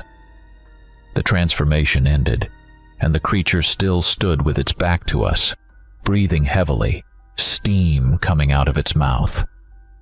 Then it slowly turned its head towards us. Our gazes met. A horribly grotesque and frightening wolf face looked at us. I fired. The creature roared and lunged towards us. I hit it in the shoulder, but it didn't stop it. It leaped towards me, and I quickly threw myself backward and closed the door. The werewolf crashed into it and tore it off its hinges, which stopped its momentum and gave us time to open fire. A barrage of bullets flew at it. It, wounded, roared and leaped into the night.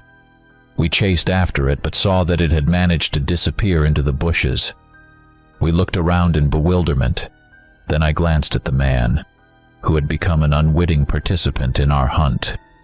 But he had already lost consciousness from this horrible scene.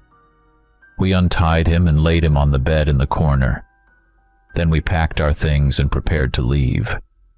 Sophia was against leaving him like that, but I was sure the werewolf wouldn't come back. And the man, waking up in the morning, would think it was just a nightmare. We left and soon found ourselves at yesterday's parking spot. We didn't pursue the werewolf, as we could turn from hunters into prey. At night, with poor visibility, this creature could leap out from any bush.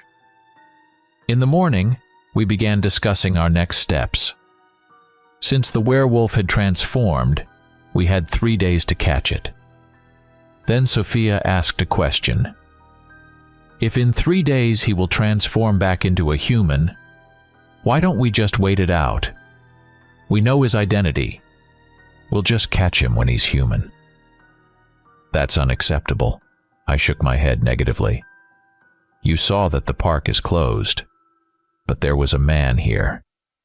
How many more people could be here? It's a big risk. There could be killings or infections. That's why the government hired us to catch the monster, not the man. Everyone looked at me as the most experienced hunter, waiting for me to decide. I proposed my version, and everyone frowned, pondering what I had said. A couple of hours later, I sat and looked through binoculars, surveying the surroundings. Jack sat next to me, checking his rifle for malfunctions. Silence reigned around us, and there were no signs of the beast's presence. My gaze slid across the open clearing in front of us, where Sophia was waiting. Next to her, a speaker was loudly playing animal sounds, and nearby a flag fluttered, catching every gust of wind. On the opposite side of the clearing, perched on a tree branch, was John, a former soldier ready to open fire at short range. I continued to survey the area when Jack interrupted me with a question. "Don't you think this is too dangerous?" he asked for the umpteenth time. "Of course it's dangerous, but she volunteered to be the bait, and it makes sense since she's the worst with weapons," I replied while still looking through the binoculars. "I understand all that, but I have a feeling that things won't go according to plan," Jack said worriedly. I just shrugged. My strategy was simple: lure the predator. Earlier in the arsenal, I found an audio device labeled for attracting prey. I had encountered similar methods before, but I was surprised by the presence of a specialized device for werewolves. I also found a vial of liquid labeled pheromones for werewolves. I had brought these items in advance, packing them into a backpack. However, it wasn't enough. We also needed a visual lure. Sharing this thought with my colleagues, we all pondered until Sophia suggested her candidacy. At first I was against it, but in the end I agreed. We dressed Sophia in an anti-dog suit found in the armory, assuming it could protect her from possible bites. Then we found a secluded clearing surrounded by trees and well visible from our observation point on the hill. In the center of the clearing, we placed columns emitting sounds intended to attract the creature, and nearby we planted a flag liberally sprayed with pheromones. Thanks to the wind, the flag fluttered actively, spreading the scent around. I glanced at my watch. It was 6. Evening was approaching, which meant it would soon be getting dark. I looked through the binoculars, but the predator was still not in sight. Jack continued the conversation. "Why did you agree to this mission?" he asked. "Well," I pondered, "probably primarily out of hunting interest. For me, it was a new challenge." "And what about you? Why did you agree?" "It's simple for the money," Jack replied and looked sadly at the forest. "After what I went through at work, I would never have agreed to this proposal in my life. But my daughter got seriously ill, and I need money for her treatment." "I understand. I think success awaits us, and everything will be fine with your daughter," I said. "I hope so," Jack replied sadly. Suddenly I caught movement with my eye. Something was descending from the mountain and running towards Sophia. Could it be our client? I took a closer look, and shivers ran down my spine. We lured the wrong one. Among the bushes and trees, a large, hairy figure was running. It was a bear. I urgently shouted into the radio, "Sophia, you need to leave immediately. A bear is approaching you. Do you hear me?" "What?" "Yes, but in this suit, I won't be able to run far. But I'll try." She panicked and replied. Jack, a former ranger, knew how to distract the bear. He ran towards Sophia. Meanwhile, I continued to survey the surroundings, and suddenly I spotted another movement. Upon closer inspection, I realized it was the werewolf this time. It was running directly towards the bear. I immediately reacted and shouted into the radio, "Alert! A werewolf is also approaching us. Be ready. Jack, don't get closer to Sophia. Take your position. John, be ready to open fire. Sophia, follow the previously prepared plan." I finished the message and grabbed my rifle. It was a legendary .338 Lapua Magnum, capable of hitting targets over a mile away with a large caliber. I lay down, took aim, and looked through the scope. Then I turned on the radio and continued to coordinate the team. Bear at 2 o'clock, will be here in about a minute. Werewolf at 10 o'clock. Looks like they're in for a pleasant meeting. Soon, the bear emerged onto the clearing, roaring as it charged towards Sophia. She continued to stand her ground, while the bear closed the distance. Suddenly, from another part of the clearing, the werewolf leaped out. It was incredibly fast, but surprisingly, it wasn't running towards Sophia but towards the bear. The bear noticed it, abruptly stopped, and ran towards the werewolf. There was a collision, and the bear tumbled backward. I was amazed. This monster was incredibly strong if it could fend off a bear. Then a fight ensued. The werewolf sank its teeth into the bear's neck, tearing at it. The bear roared in pain, trying to shake off the werewolf. However, the werewolf held on firmly, and soon the bear fell lifeless, its head dangling on a piece of skin. The werewolf, still not satisfied, continued to feed on its blood. Then it stood up, lifted its head in ecstasy, and howled. A chill ran down our spines. After that, it turned towards Sophia. I roughly estimated the werewolf's strength and realized that her flimsy costume wouldn't protect her. I shouted into the radio to open fire. Shots rang out. Some bullets hit their target, causing the werewolf to howl in pain. I took a shot and hit its leg, sending it sprawling to the side. I reloaded my rifle, but at that moment, the creature leaped up and lunged towards the trees. Jack was sitting there, having climbed a tree earlier, firing at the werewolf. Though wounded, the creature dodged actively, zigzagging as it ran. Then it jumped high, very high. I aimed and fired. I hit it, but the creature still managed to reach Jack and knock him off the tree. I didn't shoot because there was a chance I might hit Jack. I was ready to run, but then I saw Sophia running to help. Awkwardly shuffling in her costume, she headed towards Jack with her secret weapon. I calmed down and took my position again. Just as the werewolf was about to leap at Jack, who was unconscious on the ground, Sophia managed to reach him and throw a grenade. It exploded, and silver smoke engulfed the area. The werewolf became disoriented and began clawing at its face as if sneezing. It was my chance. I aimed at the creature and fired once, then again. Finally, the werewolf fell and stopped moving. I grabbed another rifle and ran. Sophia was already administering first aid to Jack, who had regained consciousness and was looking around bewilderedly. John ran to them at the same time I did.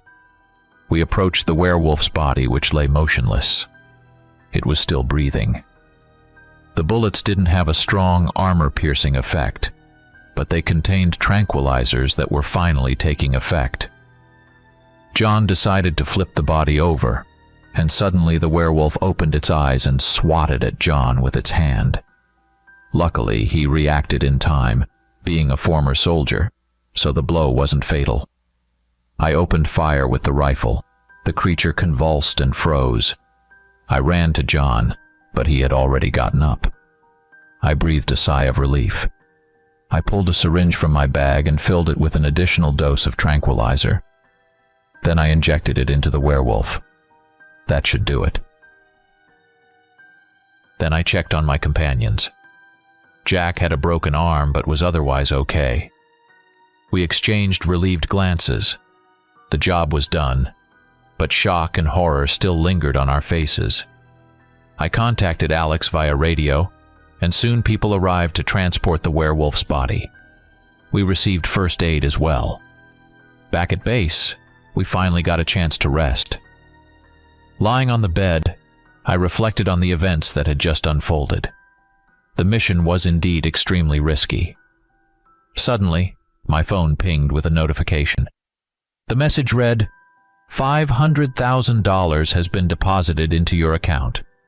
I was surprised by how quickly the agency processed the payment. My surprise quickly turned to joy, but not for my own gain. I was happy for Jack. Now he could afford his daughter's treatment. A smile spread across my face, but then another message came in. It was from Alex. He urgently summoned us all to the living room. I instantly jumped off the bed and hurried there. In the living room, Sophia was already present, and Alex was visibly agitated, pacing back and forth. It didn't take long for the rest of us to join. Alex looked at us and, with evident regret in his voice, began to speak. "I'm sorry to interrupt your well-deserved rest, but we need to urgently go to a certain place. It will be your next mission." We exchanged dismayed looks but didn't refuse the task, except for Jack, who stayed at the base due to his injury. Leaving the building, we got into the car and drove for a couple of hours until we reached the forest.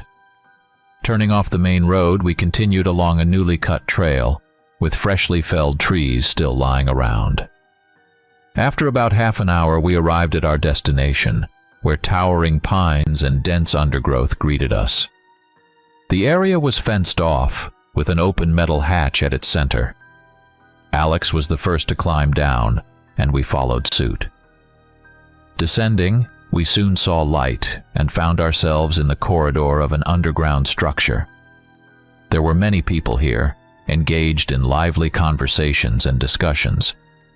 Alex led us further down the corridor. It wasn't long before we stopped in front of a door guarded by 2 security personnel. Showing his pass, Alex secured our entry. Inside, we were greeted by a spacious, well-lit laboratory. At its center stood a huge capsule, surrounded by a group of scientists in white lab coats. Asking the scientists to clear the space, Alex approached the capsule. Once the scientists dispersed, we saw a sight that shocked us. In the capsule, filled with green liquid, floated a huge, grotesque wolf's head. Its gaze seemed so realistic that it felt like it could come to life any moment and pounce on us. We stood there, unable to tear our eyes away from this monster. Alex, approaching us, began to speak with noticeable concern in his voice. "Are you surprised? I was shocked too when I saw this creature. So we need to unravel its origin. And that will be your next task." I stood there stunned, unable to take my eyes off the head floating inside the glass capsule. It seemed alive. But that was impossible, wasn't it? Yet logic stopped making sense when it came to these creatures I knew nothing about until recently. The whole situation felt like a dream. A horrible, absurd dream I couldn't wake from. Sophia, burning with curiosity, moved closer and started to examine the capsule carefully. The creature's eyes gleamed in the cold light of the lab, and I felt something stir inside me. But I shook off the feeling. Instead of giving in to the growing unease, I forced myself to focus and, keeping my voice steady, asked Alex, "Explain again what we need to do." Alex nodded and began to speak. He looked calm, but his voice carried the weariness of someone long accustomed to danger. He explained that the lab once belonged to a private company, but after a major incident, it had been abandoned. A group of students had recently come here, and that's when everything went wrong. Alex gave us the details of the incident, mentioning that one of the students had been infected with something terrible. "She disappeared into the forest," he finished, his eyes flashing with cold intensity. "Your task is to find her, preferably alive, but if she becomes a threat..." He paused for a moment. "Handle it as necessary." Sophia, turning around with a glimmer in her eyes, asked, "Can I stay and study this head?" Alex nodded. "That's exactly what I was going to suggest. You'll stay here, and the others will go after the infected one." John and I exchanged glances and nodded. After gathering all the necessary equipment, we headed to the pickup truck where weapons and gear awaited us. I grabbed a shotgun and a few other tools. We had no idea what we were up against. The creature was an unknown type of werewolf. Silver bullets might be useless, just like everything else, so we took an arsenal to cover all bases. The plan was simple. Follow any tracks in the forest and begin the hunt. Tall pines surrounded the entrance to the lab, their tops meeting somewhere far above, and a light breeze stirred the soft needles. The forest here wasn't dense. The undergrowth was sparse, though traces of wildlife were visible in places. We cautiously surveyed the area, listening to every sound. It was quiet, too quiet for such a large forest. John crouched down and ran his fingers across the ground, and that's when I saw it. Fresh tracks. They were human, but among them was something else. Narrow, elongated prints, with deep impressions left by claws. Beast tracks. I knelt beside him, feeling the tension in the air grow. "Looks like we're on the right track," I said quietly, and John nodded in response, his face focused, the shadows of the pines falling on him like scars. We moved forward, following the trail, keeping a steady pace. The tracks led us deeper into the forest, winding between trees as if the creature wasn't sure where it was going. We followed the trail for hours, exchanging few words. The forest seemed endless, growing more ominous with every step. Tension hung in the air, as if the woods were hiding something, breathing down our necks with a cold, invisible presence. Suddenly the tracks changed. We stopped at the same time, staring at the ground. The beast's tracks had vanished, replaced by human footprints. The werewolf had been here and shifted back into human form. The thought chilled my blood. But the moment didn't last long. After a few more steps, the prints turned beastly again, as though the monster had shifted forms once more. We kept moving, following the trail that led us deeper into the forest. Soon, the sound of running water reached our ears, and after a few minutes, we emerged by a small river. The sun was starting to set, casting long shadows over the water, and the forest was draped in the gray twilight. "It's time to stop," I said, glancing at the setting sun. "It'll be dark soon." We set up camp by the river, gathering branches for a fire. A faint flame flickered, lighting up our weary faces. John pulled out some food and we ate in silence, listening to the sounds of the forest. Somewhere in the distance, night birds called out, and the water whispered quietly in the darkness. We agreed to take turns on watch. It would be incredibly foolish to leave ourselves unguarded with the creature possibly lurking nearby. I volunteered to go first, and John, barely getting into the tent, was snoring within seconds. It's a skill soldiers have, a natural ability to fall asleep instantly, knowing every minute of rest counts. I sat there, holding the tablet Alex had given me, reviewing the case once again under the dim light of the dying fire. I went through it, hoping to squeeze out any details that might help us. The werewolf, a girl named Emily, seemed completely ordinary at first glance. She was infected after cutting herself on a shard from a vial containing an unknown liquid. Neither her behavior nor the exact form of the werewolf had been fully studied, but the file emphasized that she was extremely dangerous and brutal, though she retained some remnants of her human mind. As if I didn't already know that, I thought, feeling a chill run down my spine. It was at that moment that I heard a rustling sound. The whole forest seemed to freeze. I quickly grabbed my rifle, aiming it toward the noise. My heart pounded faster, and the air grew thick with tension, oppressive, almost tangible silence, as if the woods themselves were holding their breath, watching my every move. From the bushes, A hand appeared, thin, trembling. I squinted and realized it was a woman's hand. Soon a girl emerged from the foliage. She was completely naked, trying to cover herself as best as she could, clutching her arms to her chest, attempting to preserve a shred of modesty. Her eyes were filled with fear and desperation. "Please help me," she whispered, her voice so faint it sounded like she was speaking her last words. She looked as if she was barely able to stand, and there was nothing threatening in her appearance. Her body trembled, and she appeared exhausted, like a victim in desperate need of rescue.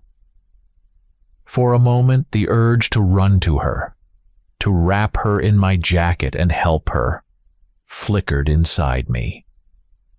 But I knew this could be a trap. "Stop!" I ordered, trying to keep my voice steady, though I could feel it waver. She looked at me, confused, as if she didn't understand why I wasn't running to her. Her eyes shone in the firelight, full of pleading. "Please help me," she whispered again, taking a step forward. "Stay where you are!" I shouted louder, raising the rifle. John burst out of the tent, instantly assessing the situation. He had his weapon ready, aimed directly at the girl, who froze in his sights. The tension in the air was about to snap like a taut string. One wrong move, and everything could change in an instant. Time stretched, like a rubber band pulled thin and tight. The girl stood before us, her expression puzzled, as if she wasn't sure what to do next. John glanced at me, waiting for my decision, ready to act at any moment. Dozens of scenarios ran through my mind, but only one seemed even remotely reasonable. I pulled a syringe filled with sedative from the pack, and looking straight into her eyes, said, "I'll help you, but I need to give you an injection." Her gaze darkened with doubt. She started to back away, and for a moment, something flickered in her eyes. That moment was so brief, I almost missed it. But John didn't seem to notice anything. The girl suddenly stopped and said, "Fine, I'll let you. Just hurry." She began to move toward us slowly. John kept his aim locked on her, and I carefully approached with the syringe. Just as I was a few steps away, I saw her face twist. Her eyes lit up with a wild, sinister fire, and in an instant her features hardened. I jumped back just in time, and she lunged at the spot where I had just stood. Everything happened so fast, I barely had time to process it. The girl began to transform rapidly. I'd seen werewolves shift slowly before, but this was different. Her transformation took mere seconds. It was as if some ancient magic had been triggered in an instant. One moment there was a frightened naked girl before us, and the next, she had become a monstrous fur-covered creature. I frantically tried to recall details from the report. There had been no mention of such a fast transformation. Was she growing stronger each day, mastering her new powers? That thought flashed through my mind, but there was no time to dwell on it. John didn't hesitate. His finger acted on instinct, and shot after shot shattered the silence of the night forest. I reacted just as quickly, raising my rifle and firing off several rounds. The creature was incredibly fast, but one of my shots hit her in the leg. The air smelled of blood, but to my horror, the wound began healing right before our eyes. The silver bullets were useless. Her regeneration was terrifying. We kept firing, trying to prevent her from getting too close. She darted and weaved, circling us like a wild animal, waiting for the perfect moment to strike.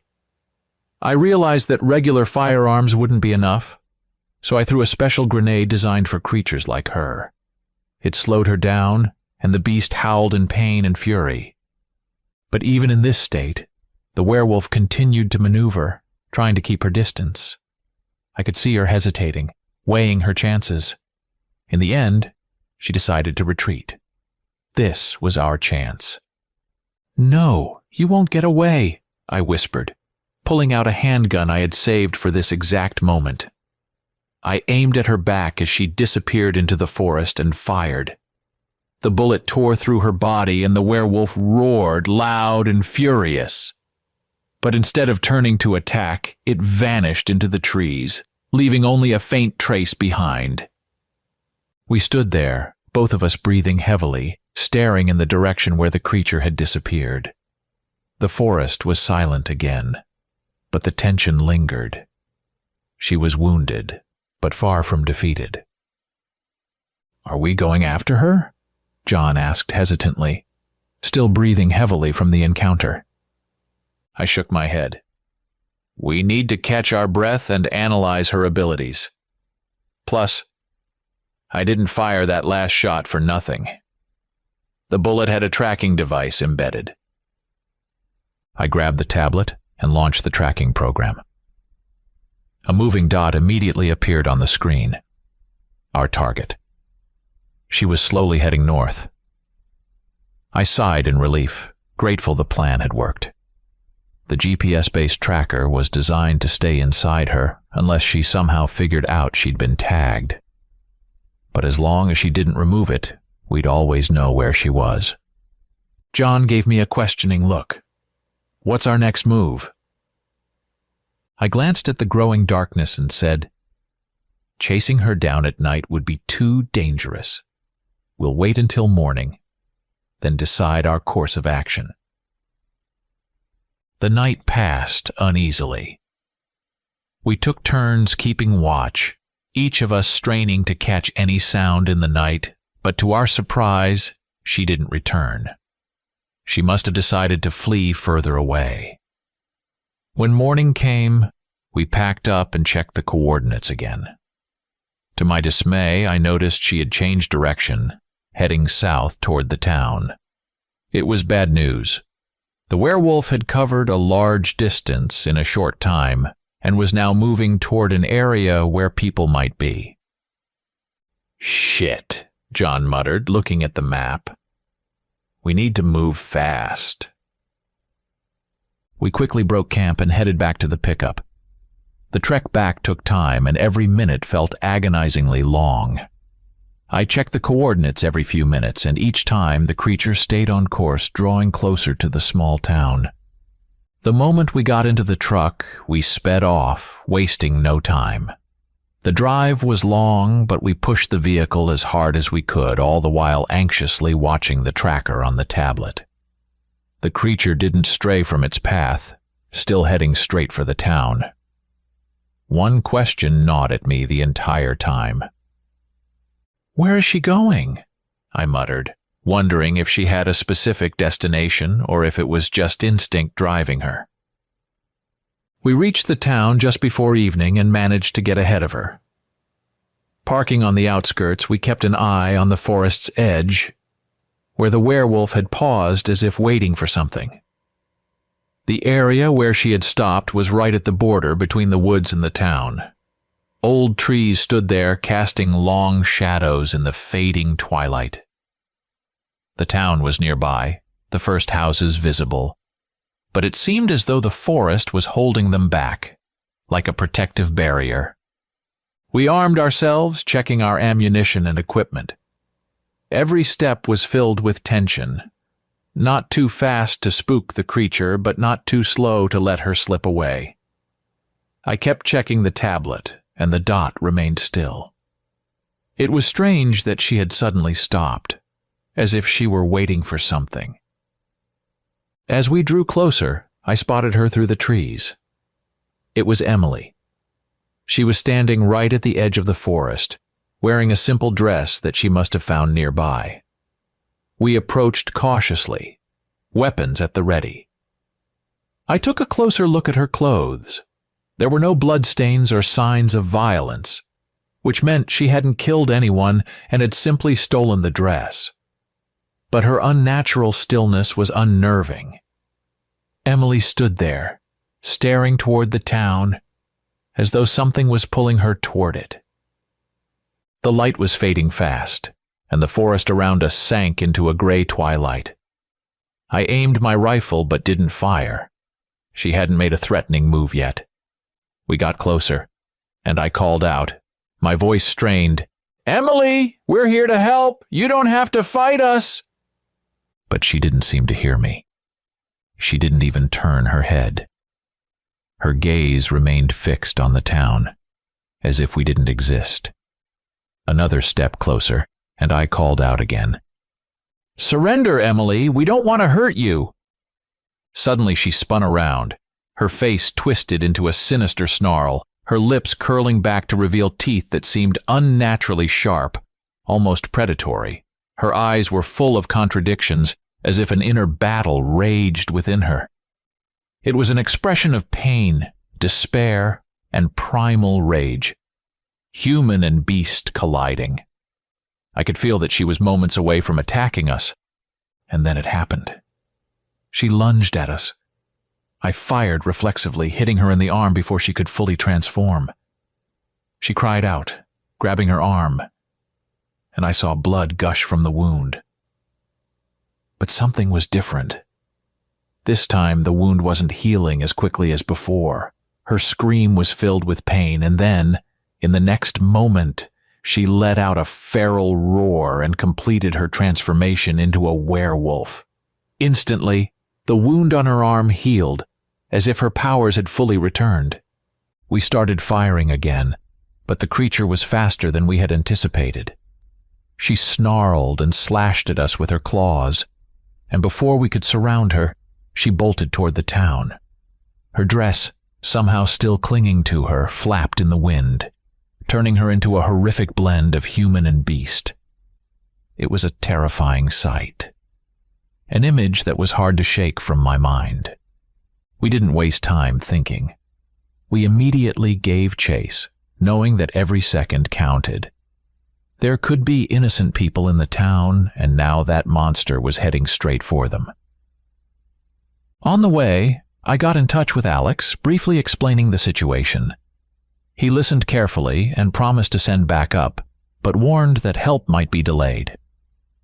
We continued following the creature, which was hiding in the shadows of the streetlights.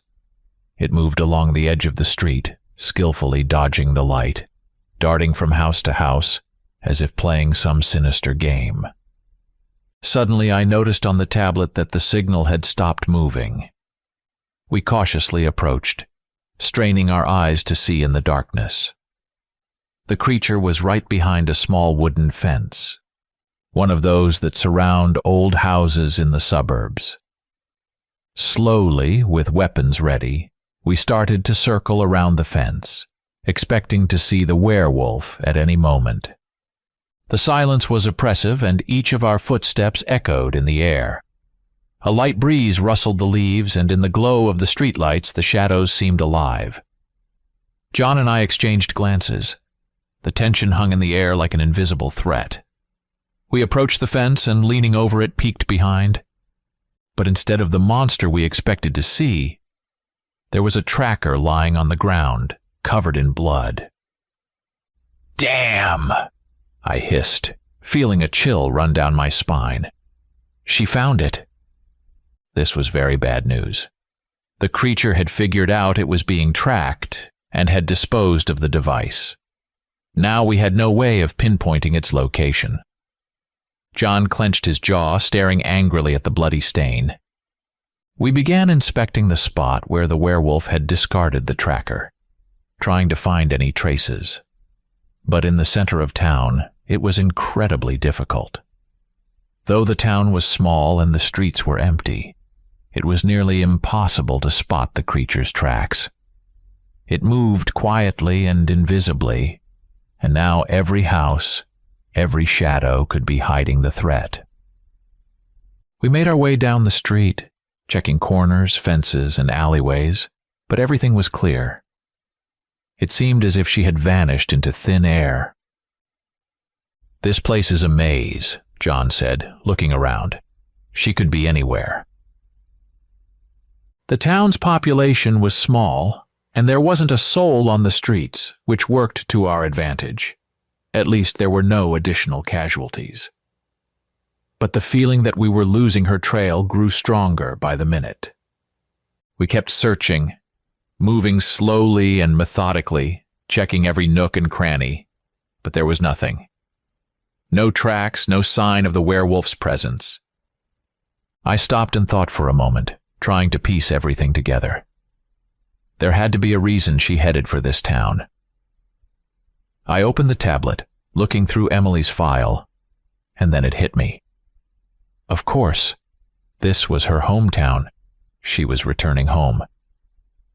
I quickly found her address in the files and told John, "It's her house. She's probably headed there." We immediately got into the pickup truck and drove to the address. The drive took some time, but now everything made sense. We knew where we were going. As we traveled, I thought about the werewolf returning to a place that might still hold pieces of her old life. Maybe she hoped to hide, or to become the person she once was. But that was a dangerous path. When we arrived at the house, dusk had already consumed the town. It was a small, modest two-story home. The paint on the shutters was cracked, and old, overgrown bushes lined the front yard. The house looked quiet, but something about it stirred a vague sense of unease. We got out of the truck, glancing around. First, we walked around the house, checking every corner, but everything appeared calm. Near one of the walls, we noticed a gate that was slightly ajar, but there were no signs or footprints indicating someone had been there recently. Suddenly, I spotted an open window on the second floor. The bedroom window. This could mean she was already inside. "There's an open window," I said, nodding toward the second floor. We quickly headed to the front door and knocked. An elderly man opened it with his wife standing a little behind him. Both of them looked tired and worn, as if they had recently gone through something tragic. Their eyes showed surprise, but when they saw us armed, a shadow of fear passed over their faces. "We're with security. There might be a dangerous individual in your house. You need to step outside," I said, trying to speak calmly but with authority. The man frowned, not believing his ears. "What? What are you talking about? Someone's a criminal?" His voice was full of skepticism, but I noticed he started to get nervous. I stepped closer and, without giving him much time to think, said, "You can call the police if you want, but we don't have much time. We're here on urgent business. Your safety is the priority." Looking at his wife, who was clearly starting to panic, the man reluctantly sighed but complied. Giving in to our pressure, they stepped outside, leaving us to search the house. Once they were out, I closed the door behind them, and with my weapon ready, nodded to John. We moved carefully through the house, each step deliberate, as if any wrong move might give us away. The air was thick with tension, the silence so deep, it felt like you could hear your own heartbeat. We crossed the living room, heading toward the staircase that led to the second floor. It stood in the corner, half hidden in the shadows, and despite its age, it looked sturdy, though each creak echoed in the stillness. John and I started ascending the stairs, trying to remain as quiet as possible. We both kept our weapons ready, knowing that any moment could be our last. The staircase stretched upward, as if it knew something horrible awaited us at the top. Step by step, we reached the second floor. The hallway was narrow with wooden floors that creaked softly under our feet. Doors lined both sides, but one at the far end seemed especially important. It was clearly the bedroom. I nodded to John, and we headed toward it, our footsteps barely audible. When we reached the door, I grasped the handle and, trying not to make a sound, slowly pushed it open. The door creaked slightly, and I held my breath as I peeked inside. In the dim light filtering through the window, something stood in the middle of the room. The werewolf, still wearing the dress we had seen her in earlier. It was a terrifying sight. The dress somehow had remained on her like a remnant of her former human life. But now she was a massive, fur-covered beast with a distorted, animalistic face. She stood upright, as if waiting for something, her breathing heavy, almost audible in the quiet. I gritted my teeth, knowing we had no other choice. I signaled to John, and we both opened fire at the same time. The loud gunshots shattered the silence, muzzle flashes lighting up the room. The werewolf roared, and before I could process what was happening, she lunged at me. The sheer force knocked me off my feet. I flew backward, slamming into the wall. Gasping for air, I looked up and saw the creature preparing for another leap. But John reacted faster than she expected. His well-aimed shot hit her right in the eye. The werewolf howled, trembling as if struck by an invisible force. It gave me a chance to get back on my feet, my heart racing wildly. The beast writhed on the floor, but right before our eyes, the wound began to heal. The silver, just like before, wasn't working. She was regenerating despite everything. "Damn it, she's healing," I said, realizing the gravity of the situation. The werewolf sprang to her feet, and within seconds, she lunged at us again. I knew we had to retreat. We began backing up, continuing to fire, trying to slow the creature down, but her advance was relentless. Each step we took backward brought us closer to the stairs, and finally, we all but tumbled down to the first floor. The werewolf, like a shadow, pursued us, her claws pounding against the floor, the threat palpable in the air. We burst out onto the street, still firing at the creature, but it didn't retreat. Suddenly, a woman's scream pierced the darkness. I noticed the beast paused for a moment, as if that sound had drawn its attention. The werewolf howled, throwing its head back toward the sky, its cry filled with a strange, primal despair. And before we could react, the creature turned and disappeared into the darkness of the forest, leaving us standing in the middle of the street, engulfed in sudden silence. I stood there, trying to catch my breath, feeling the adrenaline slowly drain from my body. The realization that we had gotten lucky once again began to sink in.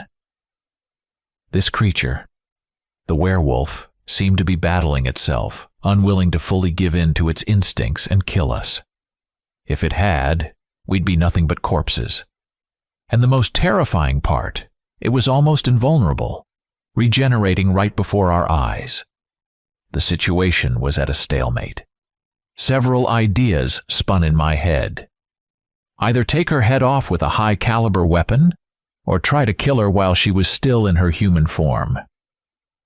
I remembered the moment when my shot had hurt her earlier and realized that she had been vulnerable then.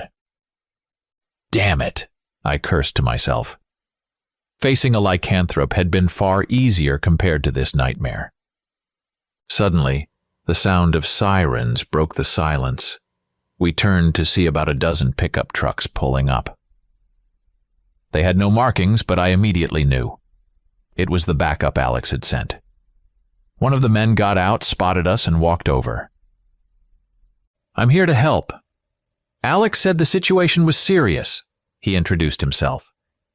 We quickly explained what had happened, describing the creature's regeneration, its invulnerability, and the internal struggle it seemed to be fighting against its instincts. After that, the operation kicked into gear. The town was divided into sectors, and the search began. But even with reinforcements, the situation remained critical. I couldn't shake the thought of how we could stop this creature. While scrolling through Emily's file on the tablet, I came across the name of a witness I hadn't noticed before. His name was David, and he lived just a few blocks from here. It was the only lead we had left. I decided we needed to check out his house. As we drove through the deserted streets, the sky darkened with heavy clouds, and soon the rain began to fall. When we arrived at David's house, the rain was pouring down in sheets, obliterating any visibility. Water streamed down the windows of the pickup, making everything outside look blurry and distorted. In the glow of the headlights, a modest but well-kept two-story house came into view.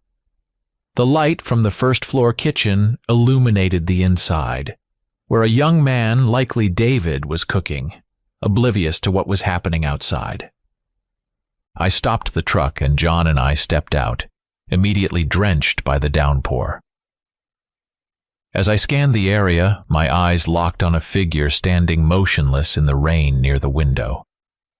It was a girl, wearing the same dress we had seen her in earlier, staring into the house.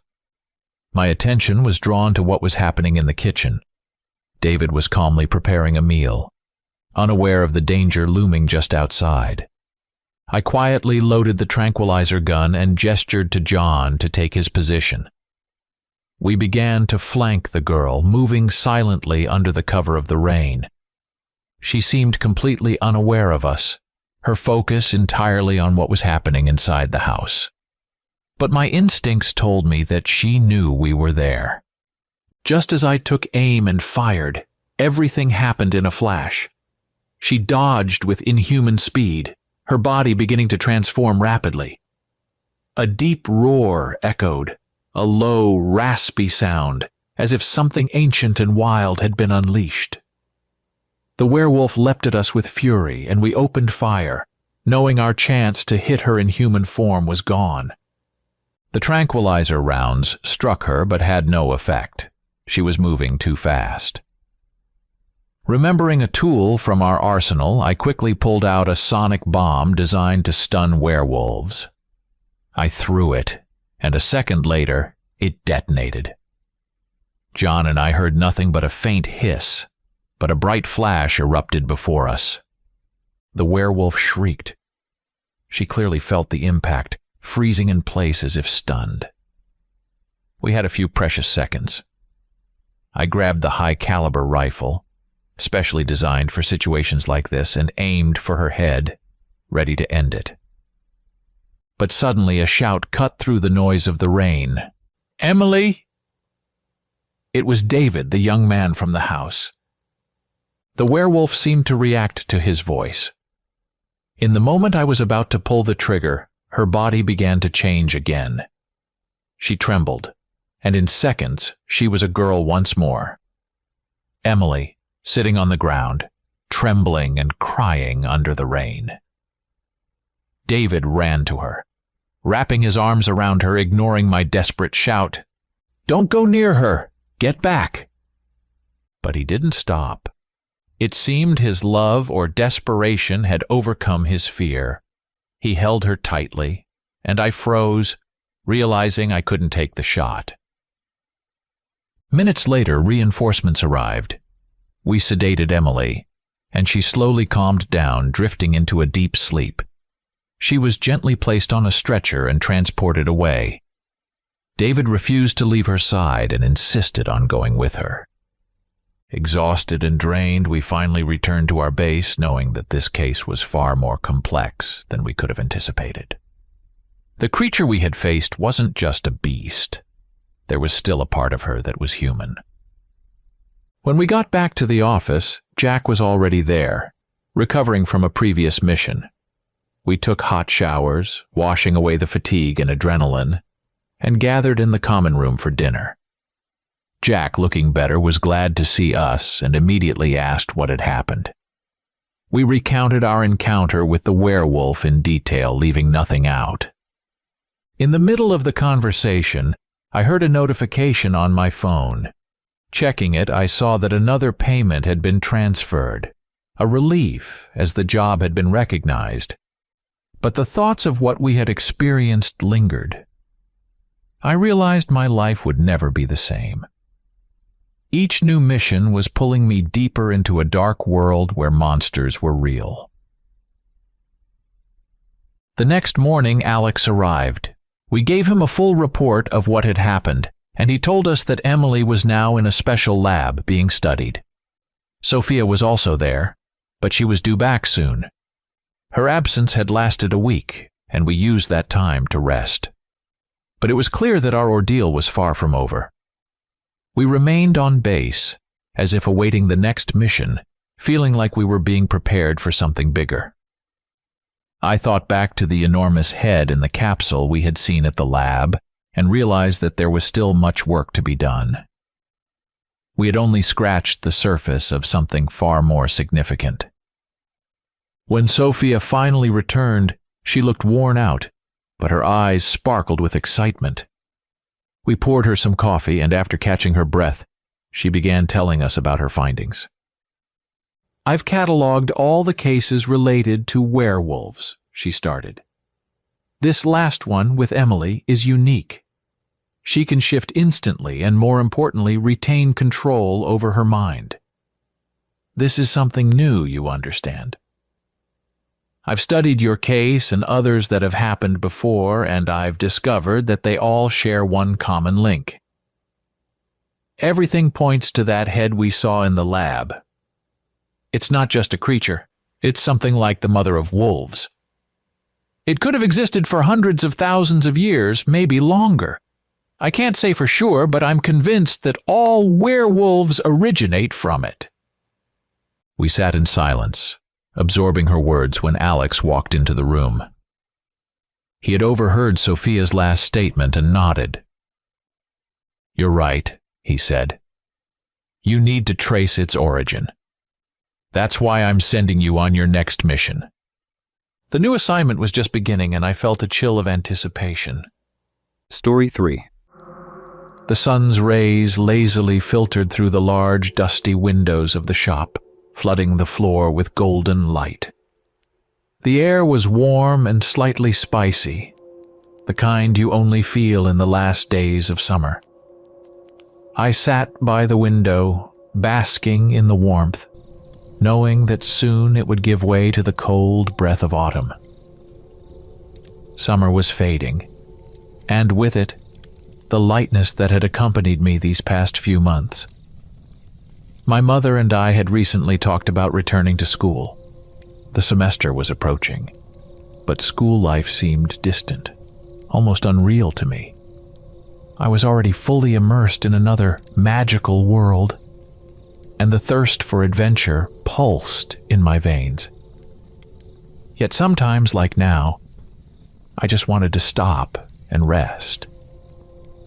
I sat by the window watching the occasional passers-by who moved back and forth as if they didn't notice the shop at all. For a long time I suspected there was some sort of magical barrier over this place. The shop simply hid itself from prying eyes.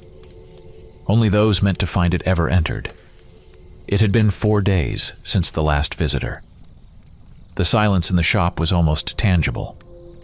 I enjoyed the peace, but one thought gnawed at me. Mr. Mortimer was missing. He had been gone far too long, and everyone, myself included, was worried. Especially Yorick. He roamed the shop, dusting here and rearranging things there, clearly unable to sit still. Ever since he acquired a body, he had longed to speak with his master, but the opportunity hadn't yet presented itself. Thomas, the werewolf, sat nearby, calm and collected on the outside, but I knew he was worried too. He had recently visited his daughter at the nursing home. They often spent time together, though I couldn't help but notice how his gaze turned distant when talk of family came up. I thought about the events of the past few days. We had traveled back in time, met the young owner of the shop. That moment still lingered in my mind. I saw the demon's energy flow into the young Mortimer. Could that have been the event that awakened his powers, making him who he is? But was Mr. Mortimer a vampire in the traditional sense? Did he drink blood? That seemed unlikely to me. He was the kindest person I'd ever met. But the woman who knew him in the past hinted that he had dark secrets. I wouldn't have pressed him. Everyone has their own secrets, and it's best not to stir up someone else's. My thoughts were interrupted by a soft tap on the window. I turned and saw a seagull on the sill. It sat there, waiting, with a letter tied around its neck. Surprised, I got up and opened the window. The gull wasted no time, flying in and landing beside me, waiting for me to take the parcel. I untied the envelope and the bird immediately took off, disappearing into the autumn sky. The others, hearing the rustle, came over and asked what it was. I just shrugged and showed them the letter, not fully understanding what was happening. After a quick glance at the parchment, I decided to open it. Inside was just one sentence, written in neat but hurried script. "Please save me." We exchanged surprised glances. Silence hung in the air, and I, unsure of what to do next, turned the parchment over in my hands, hoping to find more clues. But the paper seemed ordinary. No marks, no hint of the sender, just that brief, desperate message. "There's nothing else here," I said, somewhat disappointed. "What could it mean?" Yorick stroked his beard, squinting in thought. After a few seconds of silence, he finally spoke. "Maybe there's a hidden message." With those words, he headed toward the shelves. I watched as he deliberately moved objects around, clearly knowing what he was looking for. Finally, he pulled out a small, strange item from behind some old books and returned to us. In his hands was a magnifying glass, but not an ordinary one. It was made of the purest crystal, its facets shimmering with light, scattering in all directions. When the light passed through the crystal, it seemed to bend and break into hundreds of beams, making it impossible to read through. The crystal was framed in silver metal and had a wooden handle. Yorick directed the magnifying glass at the parchment. What happened next made us all freeze. The light passing through the crystal's facets fell onto the paper, and slowly, as if obeying some ancient spell, symbols began to appear. We all leaned forward, and after a few moments, the symbols took clear shape. A bright inscription emerged on the paper, reading, "The Witch's Fair." The name sounded mysterious and ominous, as if its very meaning was shrouded in secrecy. Next to the inscription appeared a strange symbol, a feather beautifully etched and seemingly glowing against the parchment. I frowned, wondering what it could mean. Why a feather? How did it connect to the plea for help? I turned to Yorick, frowning, and asked, "What does all this mean?" Yorick, suddenly animated as if he were in his element, began speaking like a walking encyclopedia of magical events. "The Witch's Fair. It's an event that happens only once a year, and every time it's in a new location. The inscription we saw, it's both the key and the map that will lead us there. The Witch's Fair is the gathering place for all sorts of witches, wizards, sorcerers, and, of course, those hunting for rare magical artifacts and creatures. It's quite the curious event," he smiled, clearly intrigued. "You can find anything there, from ancient spells to creatures you'd never see anywhere else. But as for the feather we saw next to the inscription..." Yorick paused, thinking for a moment. "I'm not sure yet. We'll need to figure that out." I listened in silence, contemplating what to do next. Should we go to this fair or ignore the message? But it soon became clear. I couldn't just turn my back on this. Mr. Mortimer had entrusted us with the shop, and the one rule here had always been clear: never refuse help when it's asked for. I turned to Yorick and said firmly, "Looks like we'll have to go." He nodded enthusiastically, excited about the journey ahead. "I haven't been to the fair in years," he admitted, smiling. "I wouldn't mind seeing it again." We turned to Thomas to hear his decision. He looked at us calmly and slowly shook his head. "I'll stay here," he said quietly. "I need to keep an eye on the shop, and I have to visit my daughter." And so, the plan was set. "How are we going to find this place?" I asked Yorick. As usual, he had already thought it through. He picked up the magnifying glass again and, uttering some ancient words in a forgotten language, aimed it back at the parchment. What happened next felt like magic. The writing on the paper began to shift, flickering and transforming. Within moments, a map with directions appeared before us. "There it is," Yorick said, pointing to the map. "The fair is being held in New York at an abandoned subway station." "New York?" I was surprised. The location seemed far too ordinary for such a mystical event. We decided not to waste any time and set off immediately. Yorick, concentrating, pulled out small jars filled with different colored powders and began mixing them.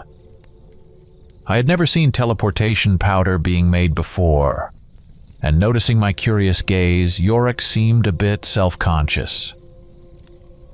"The master does this in an instant," he said, casting his eyes downward.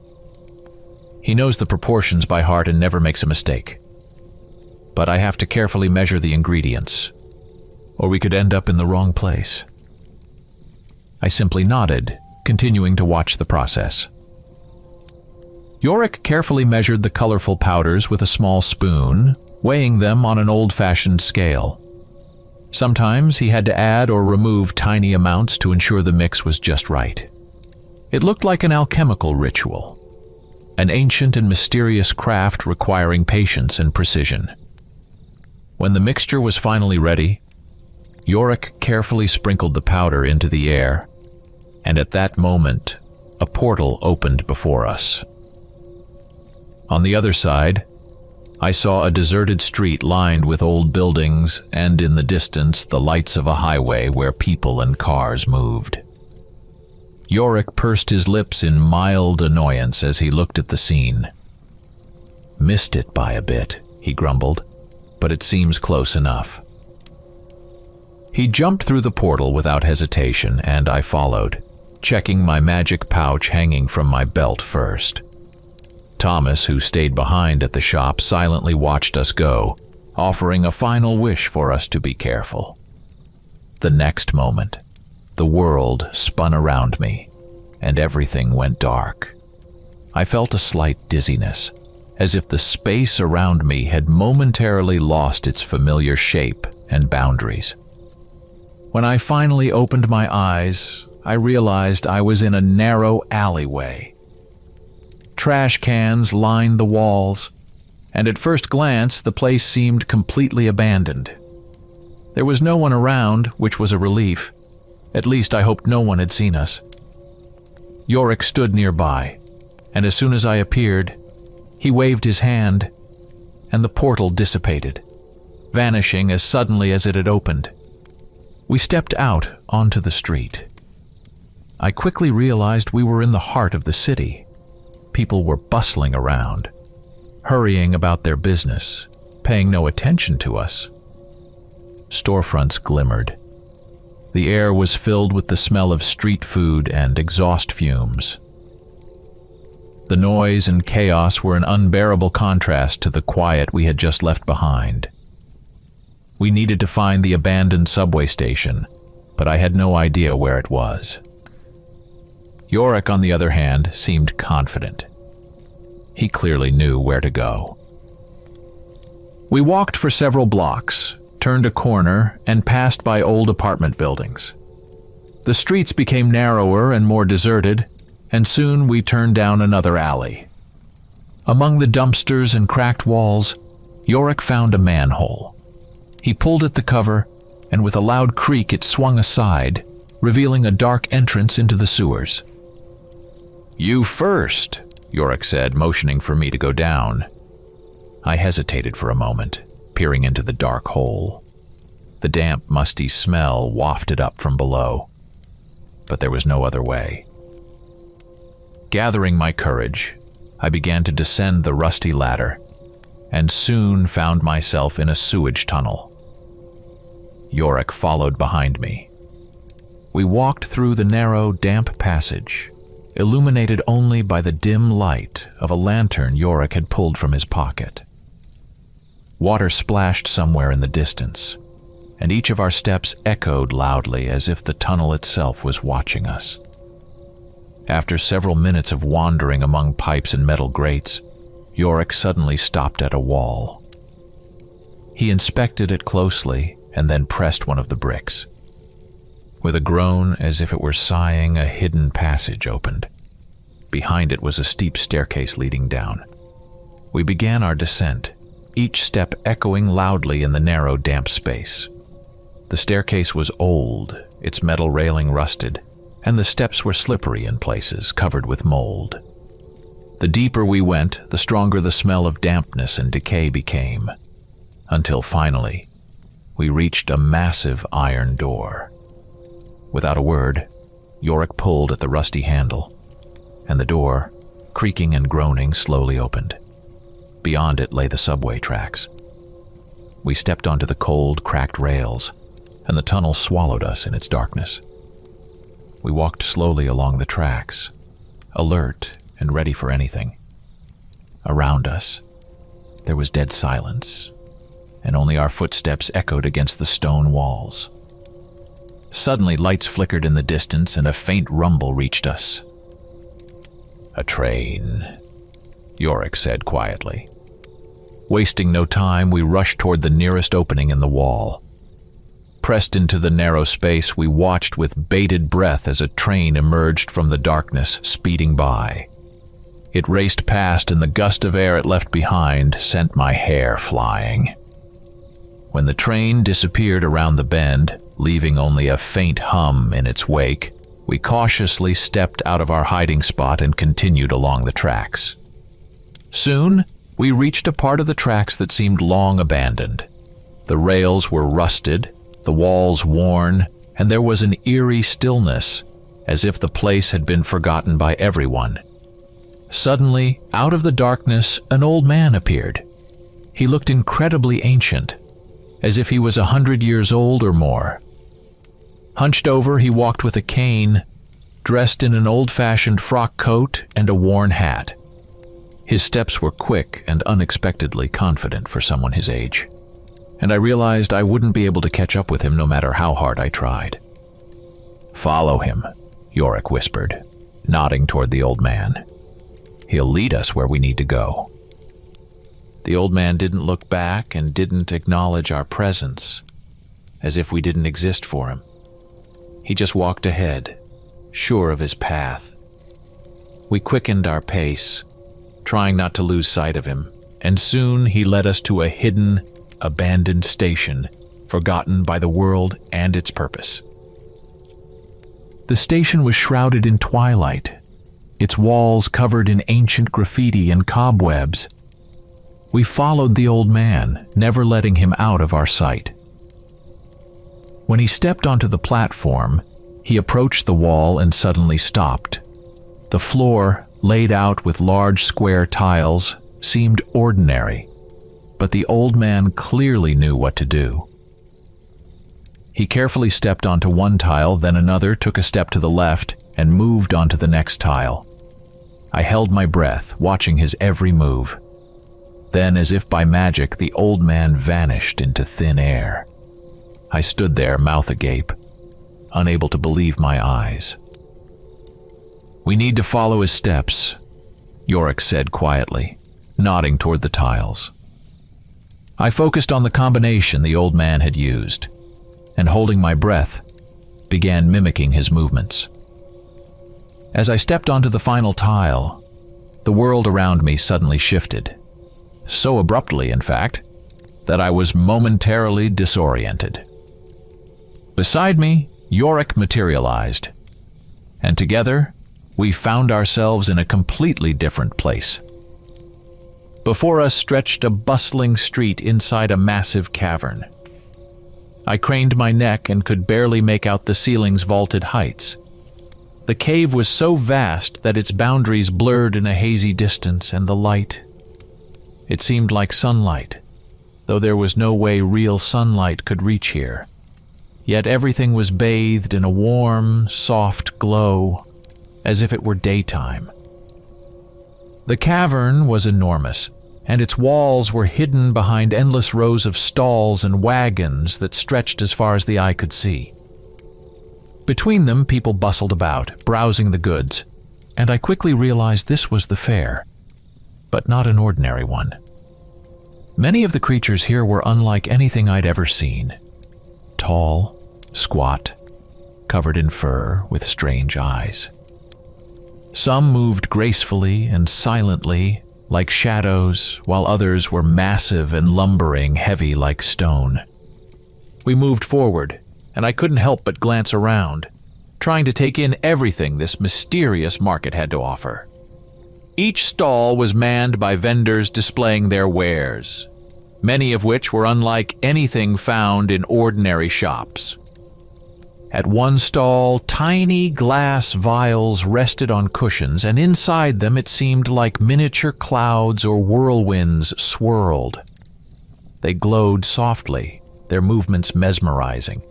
Beside them were strange devices resembling clocks, though their hands moved chaotically, as if time operated by different rules for them.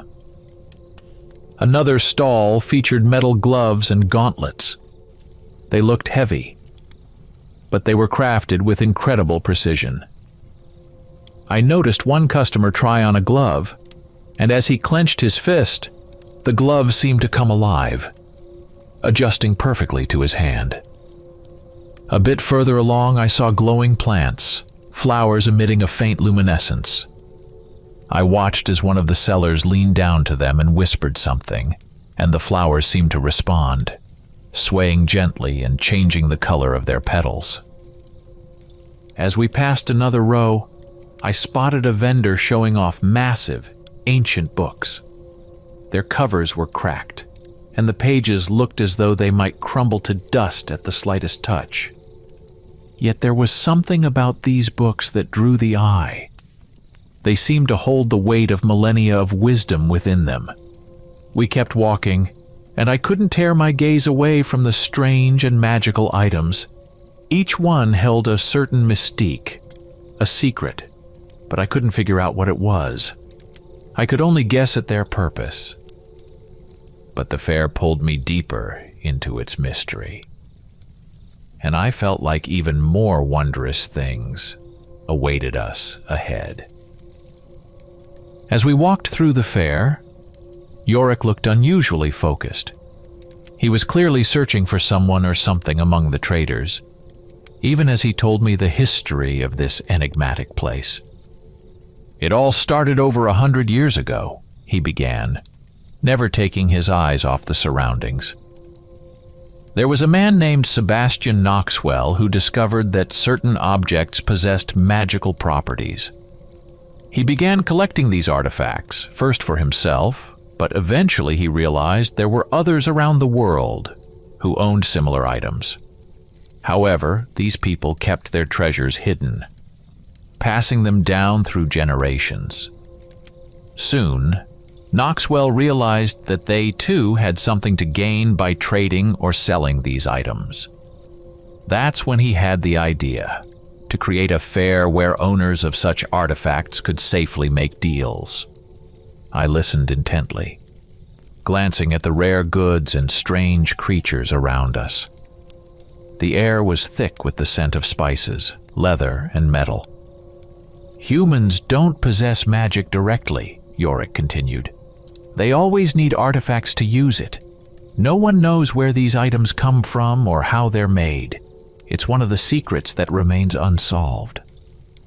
"Over time, the fair attracted more than just humans," Yorick said, nodding toward a stall where strange snake-like creatures stood. Other beings who live among us in secret also came here to buy and sell their wares. The fair grew, and Knoxwell became more powerful. Now he leads the Order, a secret society that ensures the truth about magical artifacts doesn't come to light. The rules aren't very strict, but when someone breaks them seriously, a special squad steps in. I thought about what he'd said about the artifacts and the Order. Remembering the recent events with Chronics, who had caused quite a stir on the streets, I asked, "Why didn't that squad visit our shop when Chronics caused trouble?" Yorick smiled briefly before explaining, "Mr. Mortimer has a special status. His influence is so great that they usually don't bother him. If something serious happens, the Order cleans up the mess, erasing memories or, if necessary, covering the tracks. They're also responsible for finding magical artifacts that unexpectedly appear in the hands of ordinary people. Sometimes they buy them, other times they steal them if necessary." Suddenly, Yorick stopped at a small wagon with a stall displaying strange items, crystals glowing softly and antique jewelry. He examined the display carefully, then nodded at me before stepping inside. I followed him, still digesting everything I had just heard. We stepped into the cramped, shadowy room and began looking around, trying to make sense of where we were. The shelves were cluttered with all sorts of things, from ancient books to strange artifacts that shimmered faintly in the dim light. Unable to hide my curiosity, I asked Yorick, "Who are we looking for?" Yorick glanced at me out of the corner of his eye and calmly replied, "There should be an old acquaintance of the master here. I need to ask him a few questions." Before I could respond, we heard a muffled noise coming from the storage room. We both turned, and standing in the doorway was the old man we had been following earlier. His wrinkled face squinted as he spotted us, and narrowing his eyes even more, he asked in a gruff voice, "Who are you?" Yorick, suddenly energized, rushed up to him, lifted him into an embrace, and shouted loudly, "You old fool, don't you recognize me?" The old man squinted even harder, staring at Yorick's face, and shook his head. "It's me, Yorick," he added excitedly. "I've finally found a body." The old man's face changed. Surprise flashed across his features, and then, as if struck by lightning, he burst into laughter. "Well, I'll be damned! Never would have guessed." The old man clapped Yorick on the shoulder. "I knew your voice sounded familiar." After that, they embraced, and the old man offered us seats. He glanced over at me and asked, "And who's this?" "This is Michael," Yorick replied, "the master's apprentice." Upon hearing that, the old man frowned. "Has the time come?" he muttered, then turned back to Yorick. "What brings you here?" "Have you seen Mr. Mortimer?" "He's gone missing, and we haven't heard from him in a long time," Yorick asked, a hint of concern creeping into his voice. The old man shook his head. "No, haven't seen him in ages," he said. Yorick looked disappointed, but quickly composed himself and added, "I see. Well, how are you doing? How's life?" "Not bad, but age is catching up with me," the old man chuckled. They talked a bit more about the past, and then Yorick told him about a letter asking for help and a strange feather symbol. The old man shook his head thoughtfully. "The feather? I don't know what it means, but..." He suddenly paused, frowning, as if something had dawned on him. "There's a place you might need to visit, but it could be dangerous. I know someone who caught something strange, and he's keeping the creature at his place. That might be what you're looking for." Yorick lit up with excitement and thanked the old man.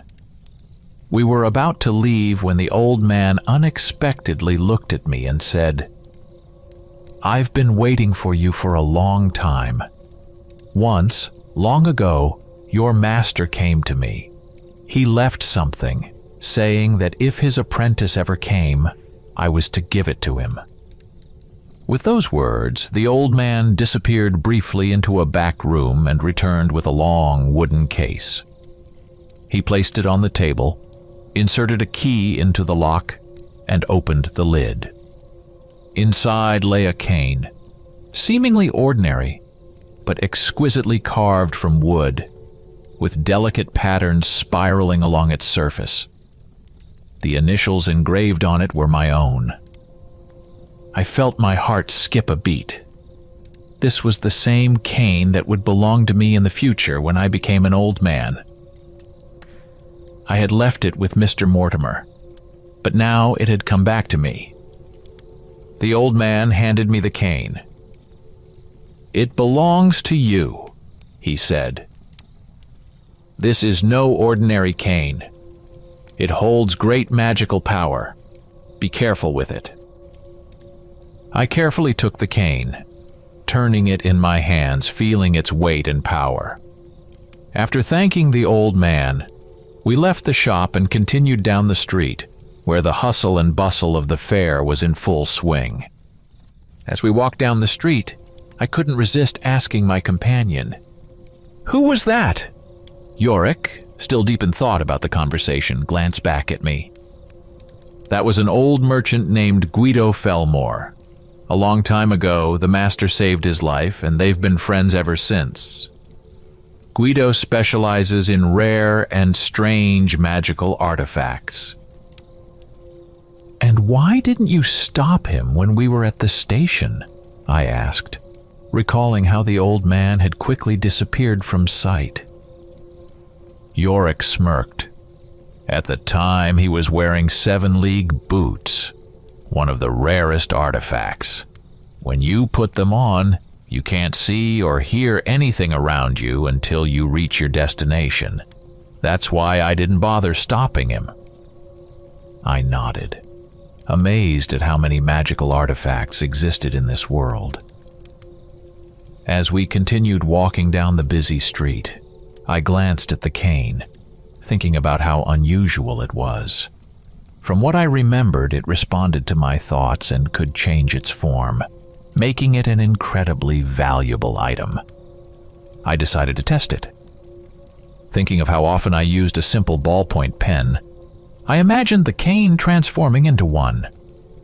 Before my eyes, it began to shrink, and soon I was holding a pen from a familiar brand I often saw in stores. I marveled at its weight and form. Then I pictured a sword I'd seen in a movie, and within moments the pen started to grow, its surface gleaming as I held a shining blade in my hands.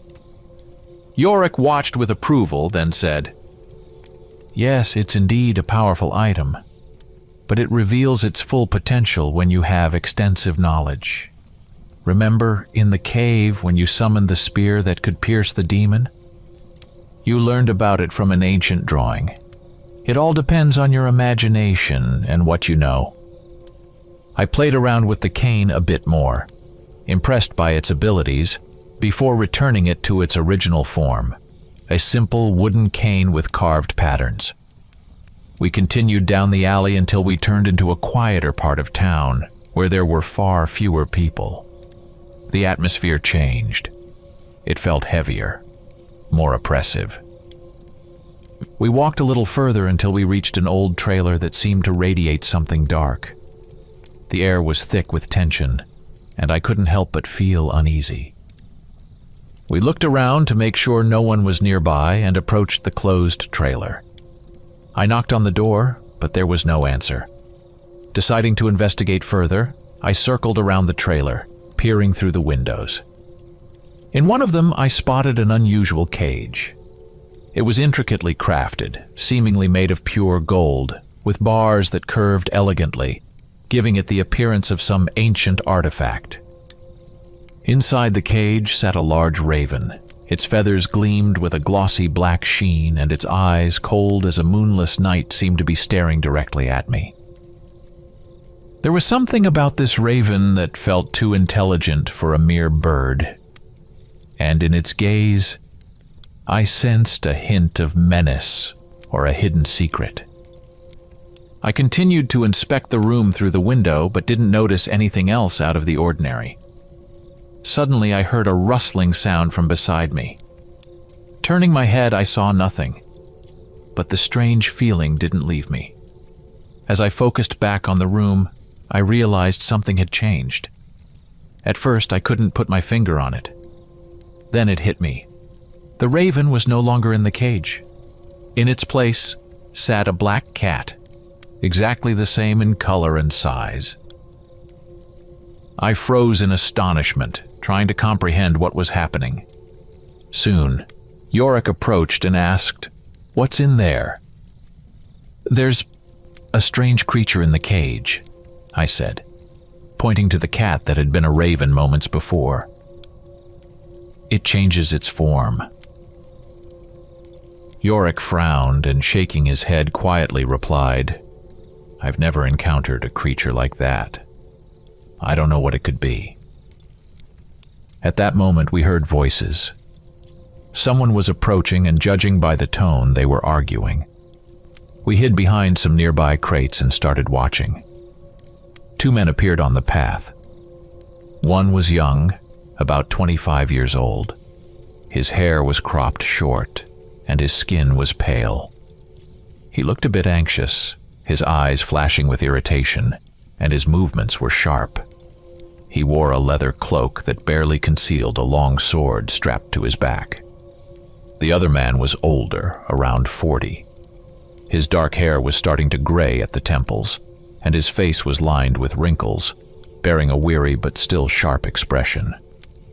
He wore a tattered brown cloak and old boots. His voice was piercing yet calm, trying to keep the conversation grounded while the younger man threw his words around, as if viewing life as a constant battle. "We can't just sell it like that," the older man said, his voice low but firm. "That's nonsense. Everything we have should bring in profit," the younger one retorted. They approached the trailer, and the older man opened the door. I peeked out from our hiding spot and saw that the raven was back in the cage, immediately cawing loudly as soon as the men entered. The younger man snapped angrily, "Shut up, you stupid bird!" His voice was rough, full of rage, and the raven seemed to screech even louder in response. The younger man clenched his fists and took a step toward the cage, clearly intending to open it. "Don't," the older man tried to calm him, but the younger man was already on the verge of losing it. He grabbed the cage's lock, intending to punish the bird.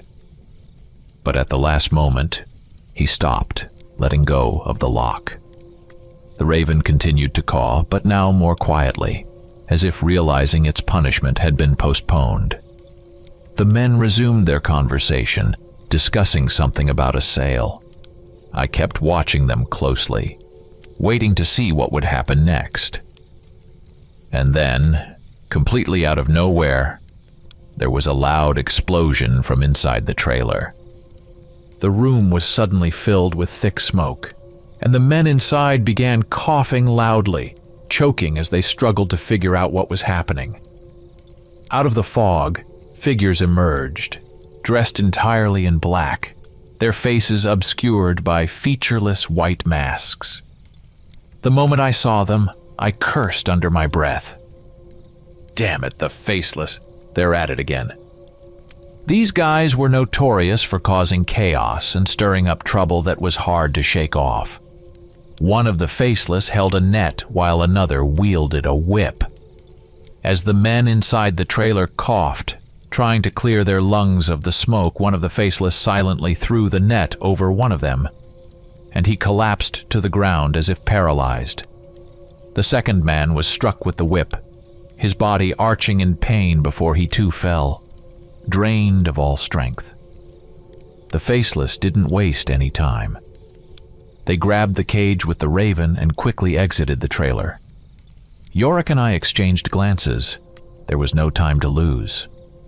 Without hesitating, I imagined a whip like the one the faceless had, and my cane immediately transformed into one.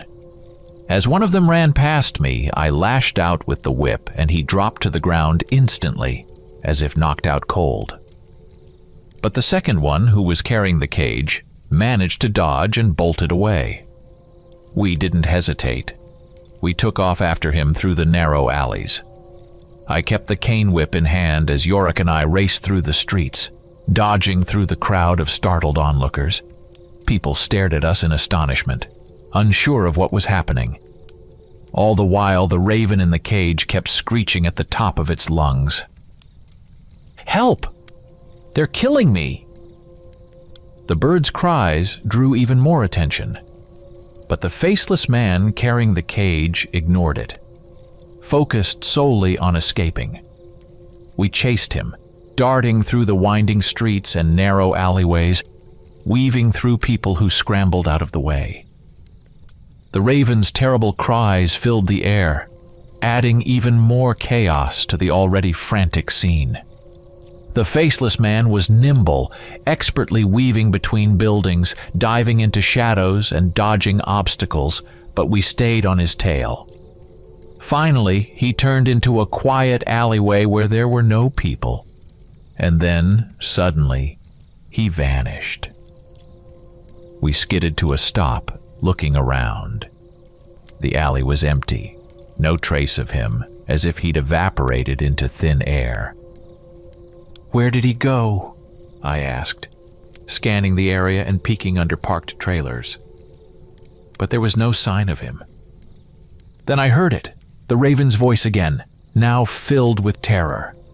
"Help! Please help!" We bolted toward the sound and, looking up, spotted the faceless man hiding on the roof of one of the trailers.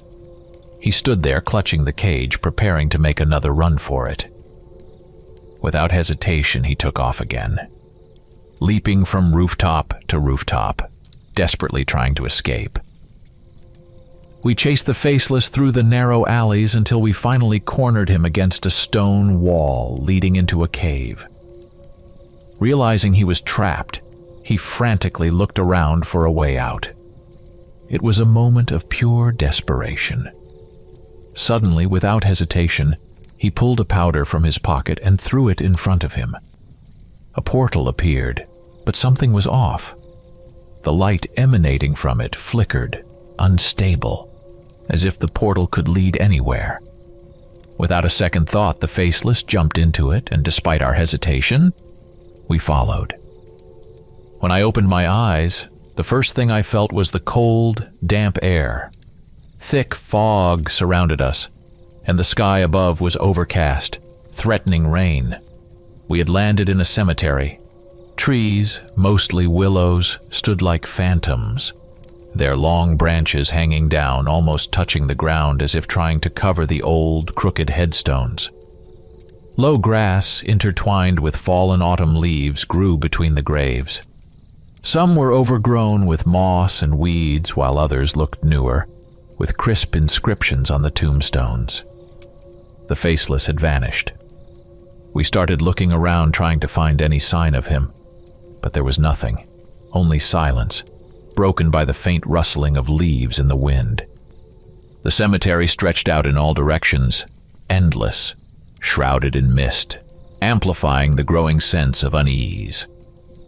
Suddenly, I heard a strange noise, like something rustling in the grass nearby. I froze and looked around, noticing that the fallen leaves and grass were starting to move, as if something underneath was trying to break free. My heart raced, and the realization hit me. There was only one explanation: zombies. I'd seen them in movies before, but the reality was far worse. A decayed hand burst through the soil. Its skin was rotting, hanging off in places, revealing bone. A nauseating stench filled the air. What horror movies tried to hide was now unfolding in front of me in grotesque detail. The zombies looked far more repulsive in real life. Rotting flesh, lifeless eyes clouded with emptiness. A chill ran down my spine. "Run!" Yorick shouted, and we bolted, not waiting to see the creature fully emerge from its grave. We raced across the cemetery, leaping over old tombstones until we reached the center. There stood a massive crypt, its grand architecture defying time. On the roof sat the faceless, and next to him was the black cat that had once been screeching.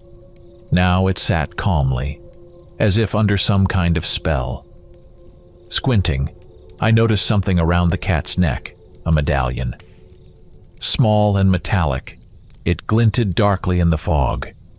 Made of tarnished silver, it was inscribed with unfamiliar symbols that seemed to faintly glow with a soft, barely noticeable light. At the center of the medallion was a small red stone, pulsing like a heartbeat. The cage lay discarded nearby on the ground. The faceless was muttering something quietly in a language I couldn't understand. Suddenly, the cat let out a sharp meow, and at that moment, I felt an invisible wave pulse through the air. My hair stood on end, as if hit by a sudden gust of wind, and Yorick, looking uneasy, muttered, "Something bad's about to happen. I can feel it." Then I heard it. The familiar sound of rustling and shuffling, coming from all directions. I turned and saw it. Zombies were rising from their graves. One by one, hands clawed through the earth, grasping at the grass and leaves. Some bodies were already halfway out of their graves, filthy and half-decayed, their empty eyes staring directly at us. My heart pounded in my chest. The terror I felt was beyond anything I could describe. My entire body was gripped with icy fear. I saw one zombie fully rise from the ground, its tattered clothes hanging from its rotting body, and it let out a raspy groan, as if struggling for every breath. All around us, the nightmare was just beginning, and I had the sickening feeling that this was only the start of something far more horrific. The zombies were slowly approaching, their decaying bodies moving forward, and even though they weren't fast, there were far too many of them. I knew that if even one of them got close enough to grab me, escaping would be impossible. They moved with relentless certainty, their feet shuffling along the ground, leaving trails of rot behind. I glanced over at Yorick, feeling panic beginning to rise within me, and asked, "What are we going to do?" He quickly scanned the area, weighing our options, and suddenly said, "Search in the pouch. There should be a music box that can help us." Without hesitation, I shoved my hand into my spatial pouch, desperately trying to feel for the box. The creatures were getting closer, and each passing second felt like an eternity. Sweat beaded on my forehead as I realized there wasn't much time left. "Hurry up!" Yorick shouted, turning back to me. "Just call out its name!" "You didn't tell me its name!" I snapped back, still frantically digging through the pouch. He looked back at me, surprised. "I thought you knew. It's called Elaine's box." The name sparked a memory. I had seen it in one of the reference guides, but I hadn't remembered right away. There were thousands of items, but now it came back to me. This box had once belonged to a woman named Elaine, who lived in England during the 16th century. She collected music boxes and once found one that could put everyone around it to sleep. Elaine and her gang used it to rob houses until they were all caught and hanged. It was a creepy story, but I also remembered that the box had another power. It could cleanse evil spirits. "Elaine's box!" I shouted. Instantly, I felt it in my hand, as if it had always been there. Wasting no time, I pulled it out, and without opening it, yelled to Yorick, "It's ready!" He rushed over to me, and together we touched the box, opening it. The lid lifted gently, and out sprang a miniature angel, finely carved from ivory, its wings shimmering as it began to slowly spin above the box as if it had come to life. At the same moment, a melody began to play, soft but piercing, reaching deep into the soul. It was a melody you would never forget. Quiet, tender, like the whisper of the wind at dawn, yet powerful, like life itself. The zombies, who were now nearly upon us, suddenly froze. Their decaying bodies began to tremble, as if an invisible force was acting upon them. The melody seeped into the very essence of their being, tearing apart the dark energy that sustained them in this world. The first zombie, closest to us, began to crumble. First its hands, then its arms and legs. Its body was literally turning to dust, carried away by the wind. The other zombies started to collapse to the ground like rag dolls. They didn't scream or resist. They simply fell, as if overwhelmed by a force too great to bear. Each note of the melody, each vibration, was breaking their unholy connection to life. The ones farther away slowed down at first, then dropped to their knees, as if weakened by something invisible. Some of them simply disintegrated, their bodies turning to ash as though they had never existed. Others fell as if they had been put to sleep, their eyes closing, and their bodies lying still on the ground. The melody continued to play, and with every new chord, more and more zombies vanished, as if their very existence was being erased by the pure energy of the music. I stood there, stunned by what was happening, feeling the world around us being cleansed. Yorick, a bit disheveled by the sudden surge of power, merely nodded, knowing the box had fulfilled its purpose. When the last zombie collapsed to the ground, it seemed like it was all over. I exhaled in relief, thinking the danger had passed. I turned, expecting to see the faceless one unconscious, but to my surprise, the music box had no effect on him. He continued murmuring his incantations in a monotone, as if everything happening around him didn't concern him at all. I realized that through all this time, he hadn't stopped once.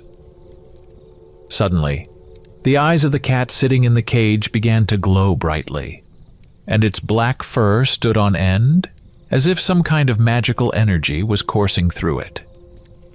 I felt something change, and a sense of dread clenched my heart. The ground beneath our feet began to tremble, and a deep roar echoed through the air as a fissure opened up right in front of us.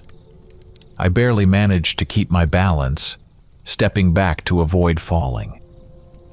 From the crack in the earth, bright green beams of light shot out, dazzling and blinding. This wasn't just ordinary light. It carried an inexplicable sense of danger, as though the earth itself was giving birth to something ancient and malevolent. From the depths of the ground, through cracks and fiery bursts, a massive figure began to emerge.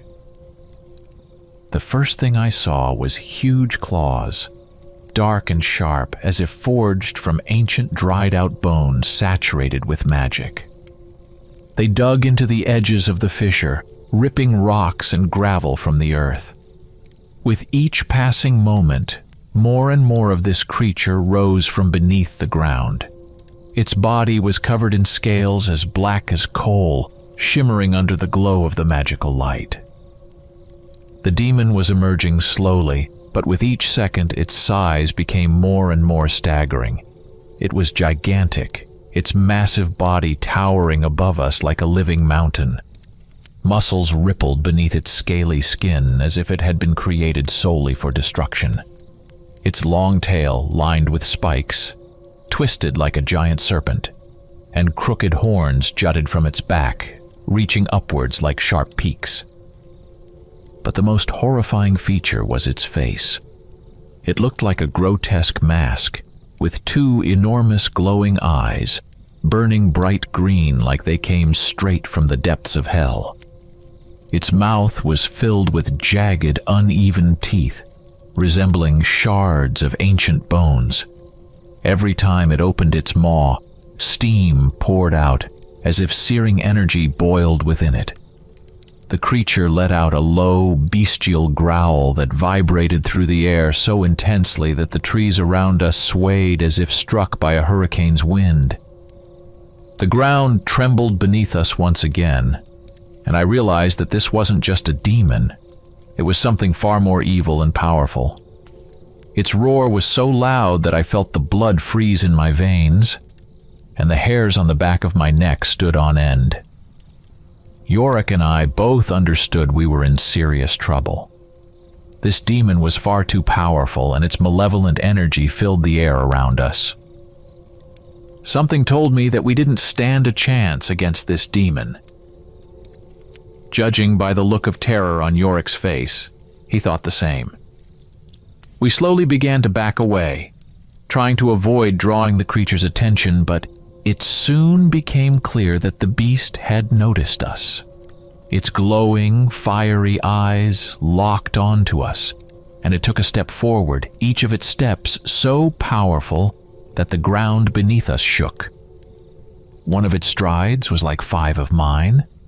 In desperation, I opened my pouch and started frantically going through my things, searching for anything that might help. Pulling out a Rubik's Cube, I remembered it had a couple of used faces with magical effects. In a panic, I quickly aligned them and threw the cube right at the demon. But to my horror, the effect was completely unexpected.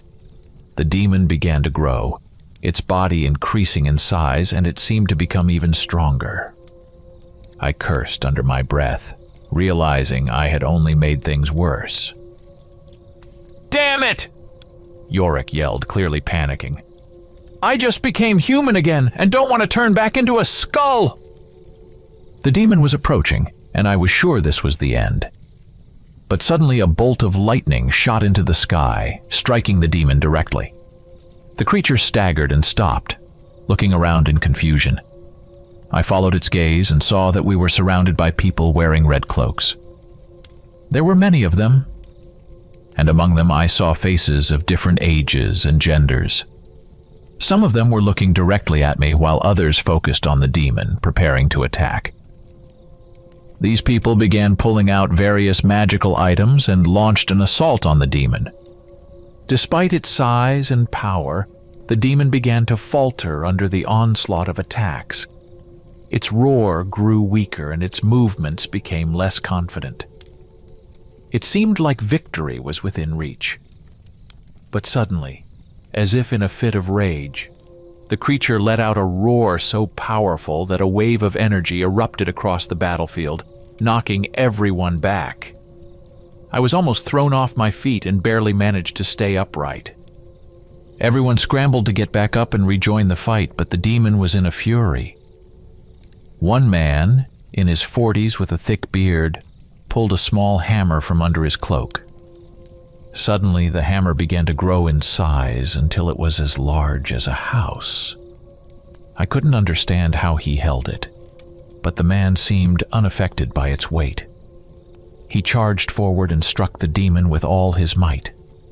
The blow was devastating, sending the demon flying backward, crashing into the ground with the force of a collapsing mountain. But the demon wasn't defeated. It got back to its feet, breathing heavily but still ready to continue the battle. I was frantically trying to think of a way to help defeat the demon when I suddenly remembered the very spear I had used once before. Focusing on its image in my mind, I felt my cane begin to transform. It elongated. The metal on its surface darkened, and the tip grew massive and crimson as if burning with a blood-red energy. Now, in my hand, I held a spear with a giant red blade. I spotted the man with the hammer, which had already returned to its normal size, and I shouted to him, pointing at the spear.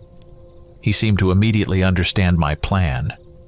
He rushed over, grabbed the spear from my hands, and with incredible strength, hurled it straight into the demon's chest. The spear flew like lightning, and when it pierced the creature's body, a bright red energy surged through it. The demon let out a roar so loud that the ground beneath us quaked. Cracks spread across its scaly skin, and energy began to burst from them, destroying it from within. In the next moment, the creature began to disintegrate, turning into dust that was carried away by the wind. Cheers of victory echoed all around. Wasting no time, I ran toward the faceless one, but several of the red-cloaked people had already captured him before I could reach him. As I got closer, I saw that the cat was still sitting nearby. Carefully, I removed the medallion from its neck, and in that instant, the cat came to life. It looked around in confusion, and then, upon noticing that the faceless one was caught, finally calmed down. It gazed at me, then transformed back into a raven and flew up to perch on my shoulder. I stroked it, sensing the tension leave its body. At that moment, the man with the hammer, the one who had thrown the spear, approached us. He handed me the spear and said with gratitude, "Excellent work. Thank you for your help." I shook my head in response. "On the contrary, you saved us. We should be the ones thanking you." As soon as I took hold of the spear, it transformed back into a cane. The man raised an eyebrow in surprise, but said nothing, choosing to remain silent. Then he introduced himself. "My name is Marcus Englewood. I'm part of the Order of Watchers." Yorick had mentioned this order before. It was the very organization responsible for monitoring magical artifacts and creatures to prevent them from getting out of control. Marcus continued, "We heard about the commotion at the fair and tracked the portal you used. It took some time, but we managed to follow it here. As it turns out, we weren't too late. That demon was far more dangerous than we expected." He nodded toward the raven, and after a moment of hesitation asked, "Does this creature belong to you?" I paused for a second before deciding to tell the truth. It was being held captive by two people, but this creature has a right to its freedom. Marcus seemed like he wanted to argue for a moment, but then thought better of it. Perhaps he knew I was Mr. Mortimer's apprentice and didn't want to provoke a conflict.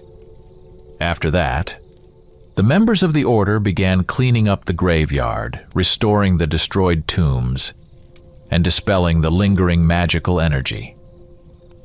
Marcus bid us farewell, and the group of watchers disappeared, leaving Yorick and me standing alone in the now peaceful cemetery. "Well," Yorick sighed, "seems like we've stirred up trouble again." I couldn't disagree with him. Then I turned to the raven perched on my shoulder. "So, was it you who sent the letter asking for help?" The raven opened its beak and, to my astonishment, began speaking clearly and confidently, as though I was talking to a professor rather than a bird. "Yes, it was me. I was lucky. A woman helped me when those two were distracted. I knew Mr. Mortimer would come to save me," it said. "I see." I nodded, still processing everything that had happened. I asked a new question. "If you don't mind, could you tell me why they wanted to capture you?" The raven looked at me carefully and began to explain. "It's because of my powers. As you may have noticed, in the form of a cat, I can control spirits and act as a medium of sorts. I have a connection to the vast world of spirits, which makes me a unique target. In the form of a raven, I have other abilities, such as moving quickly across vast distances." I listened in amazement, realizing just how powerful this creature was. The ability to control spirits and teleport across the world instantly, these were incredible talents. "Can you transform into anything else?" I asked. The raven suddenly shrank and transformed into a butterfly. It fluttered in the air for a moment before shifting back into its raven form. "I could have easily escaped the cage," it said, but the cage was enchanted and suppressed my powers. Well, that's something, I muttered, more impressed by the creature's capabilities than ever. Yorick, taking advantage of the pause, asked his question. We don't actually know where Mr. Mortimer is right now. You mentioned you have the power of a medium. Could you help us find him? The raven thought for a moment, then transformed back into a cat. Its eyes began to glow brightly, and after a few moments it spoke again. I've found him. He's in the afterlife, and it seems he's in danger. Yorick and I exchanged worried glances. We knew we were facing a serious challenge ahead. The raven looked at us intently, waiting for our decision.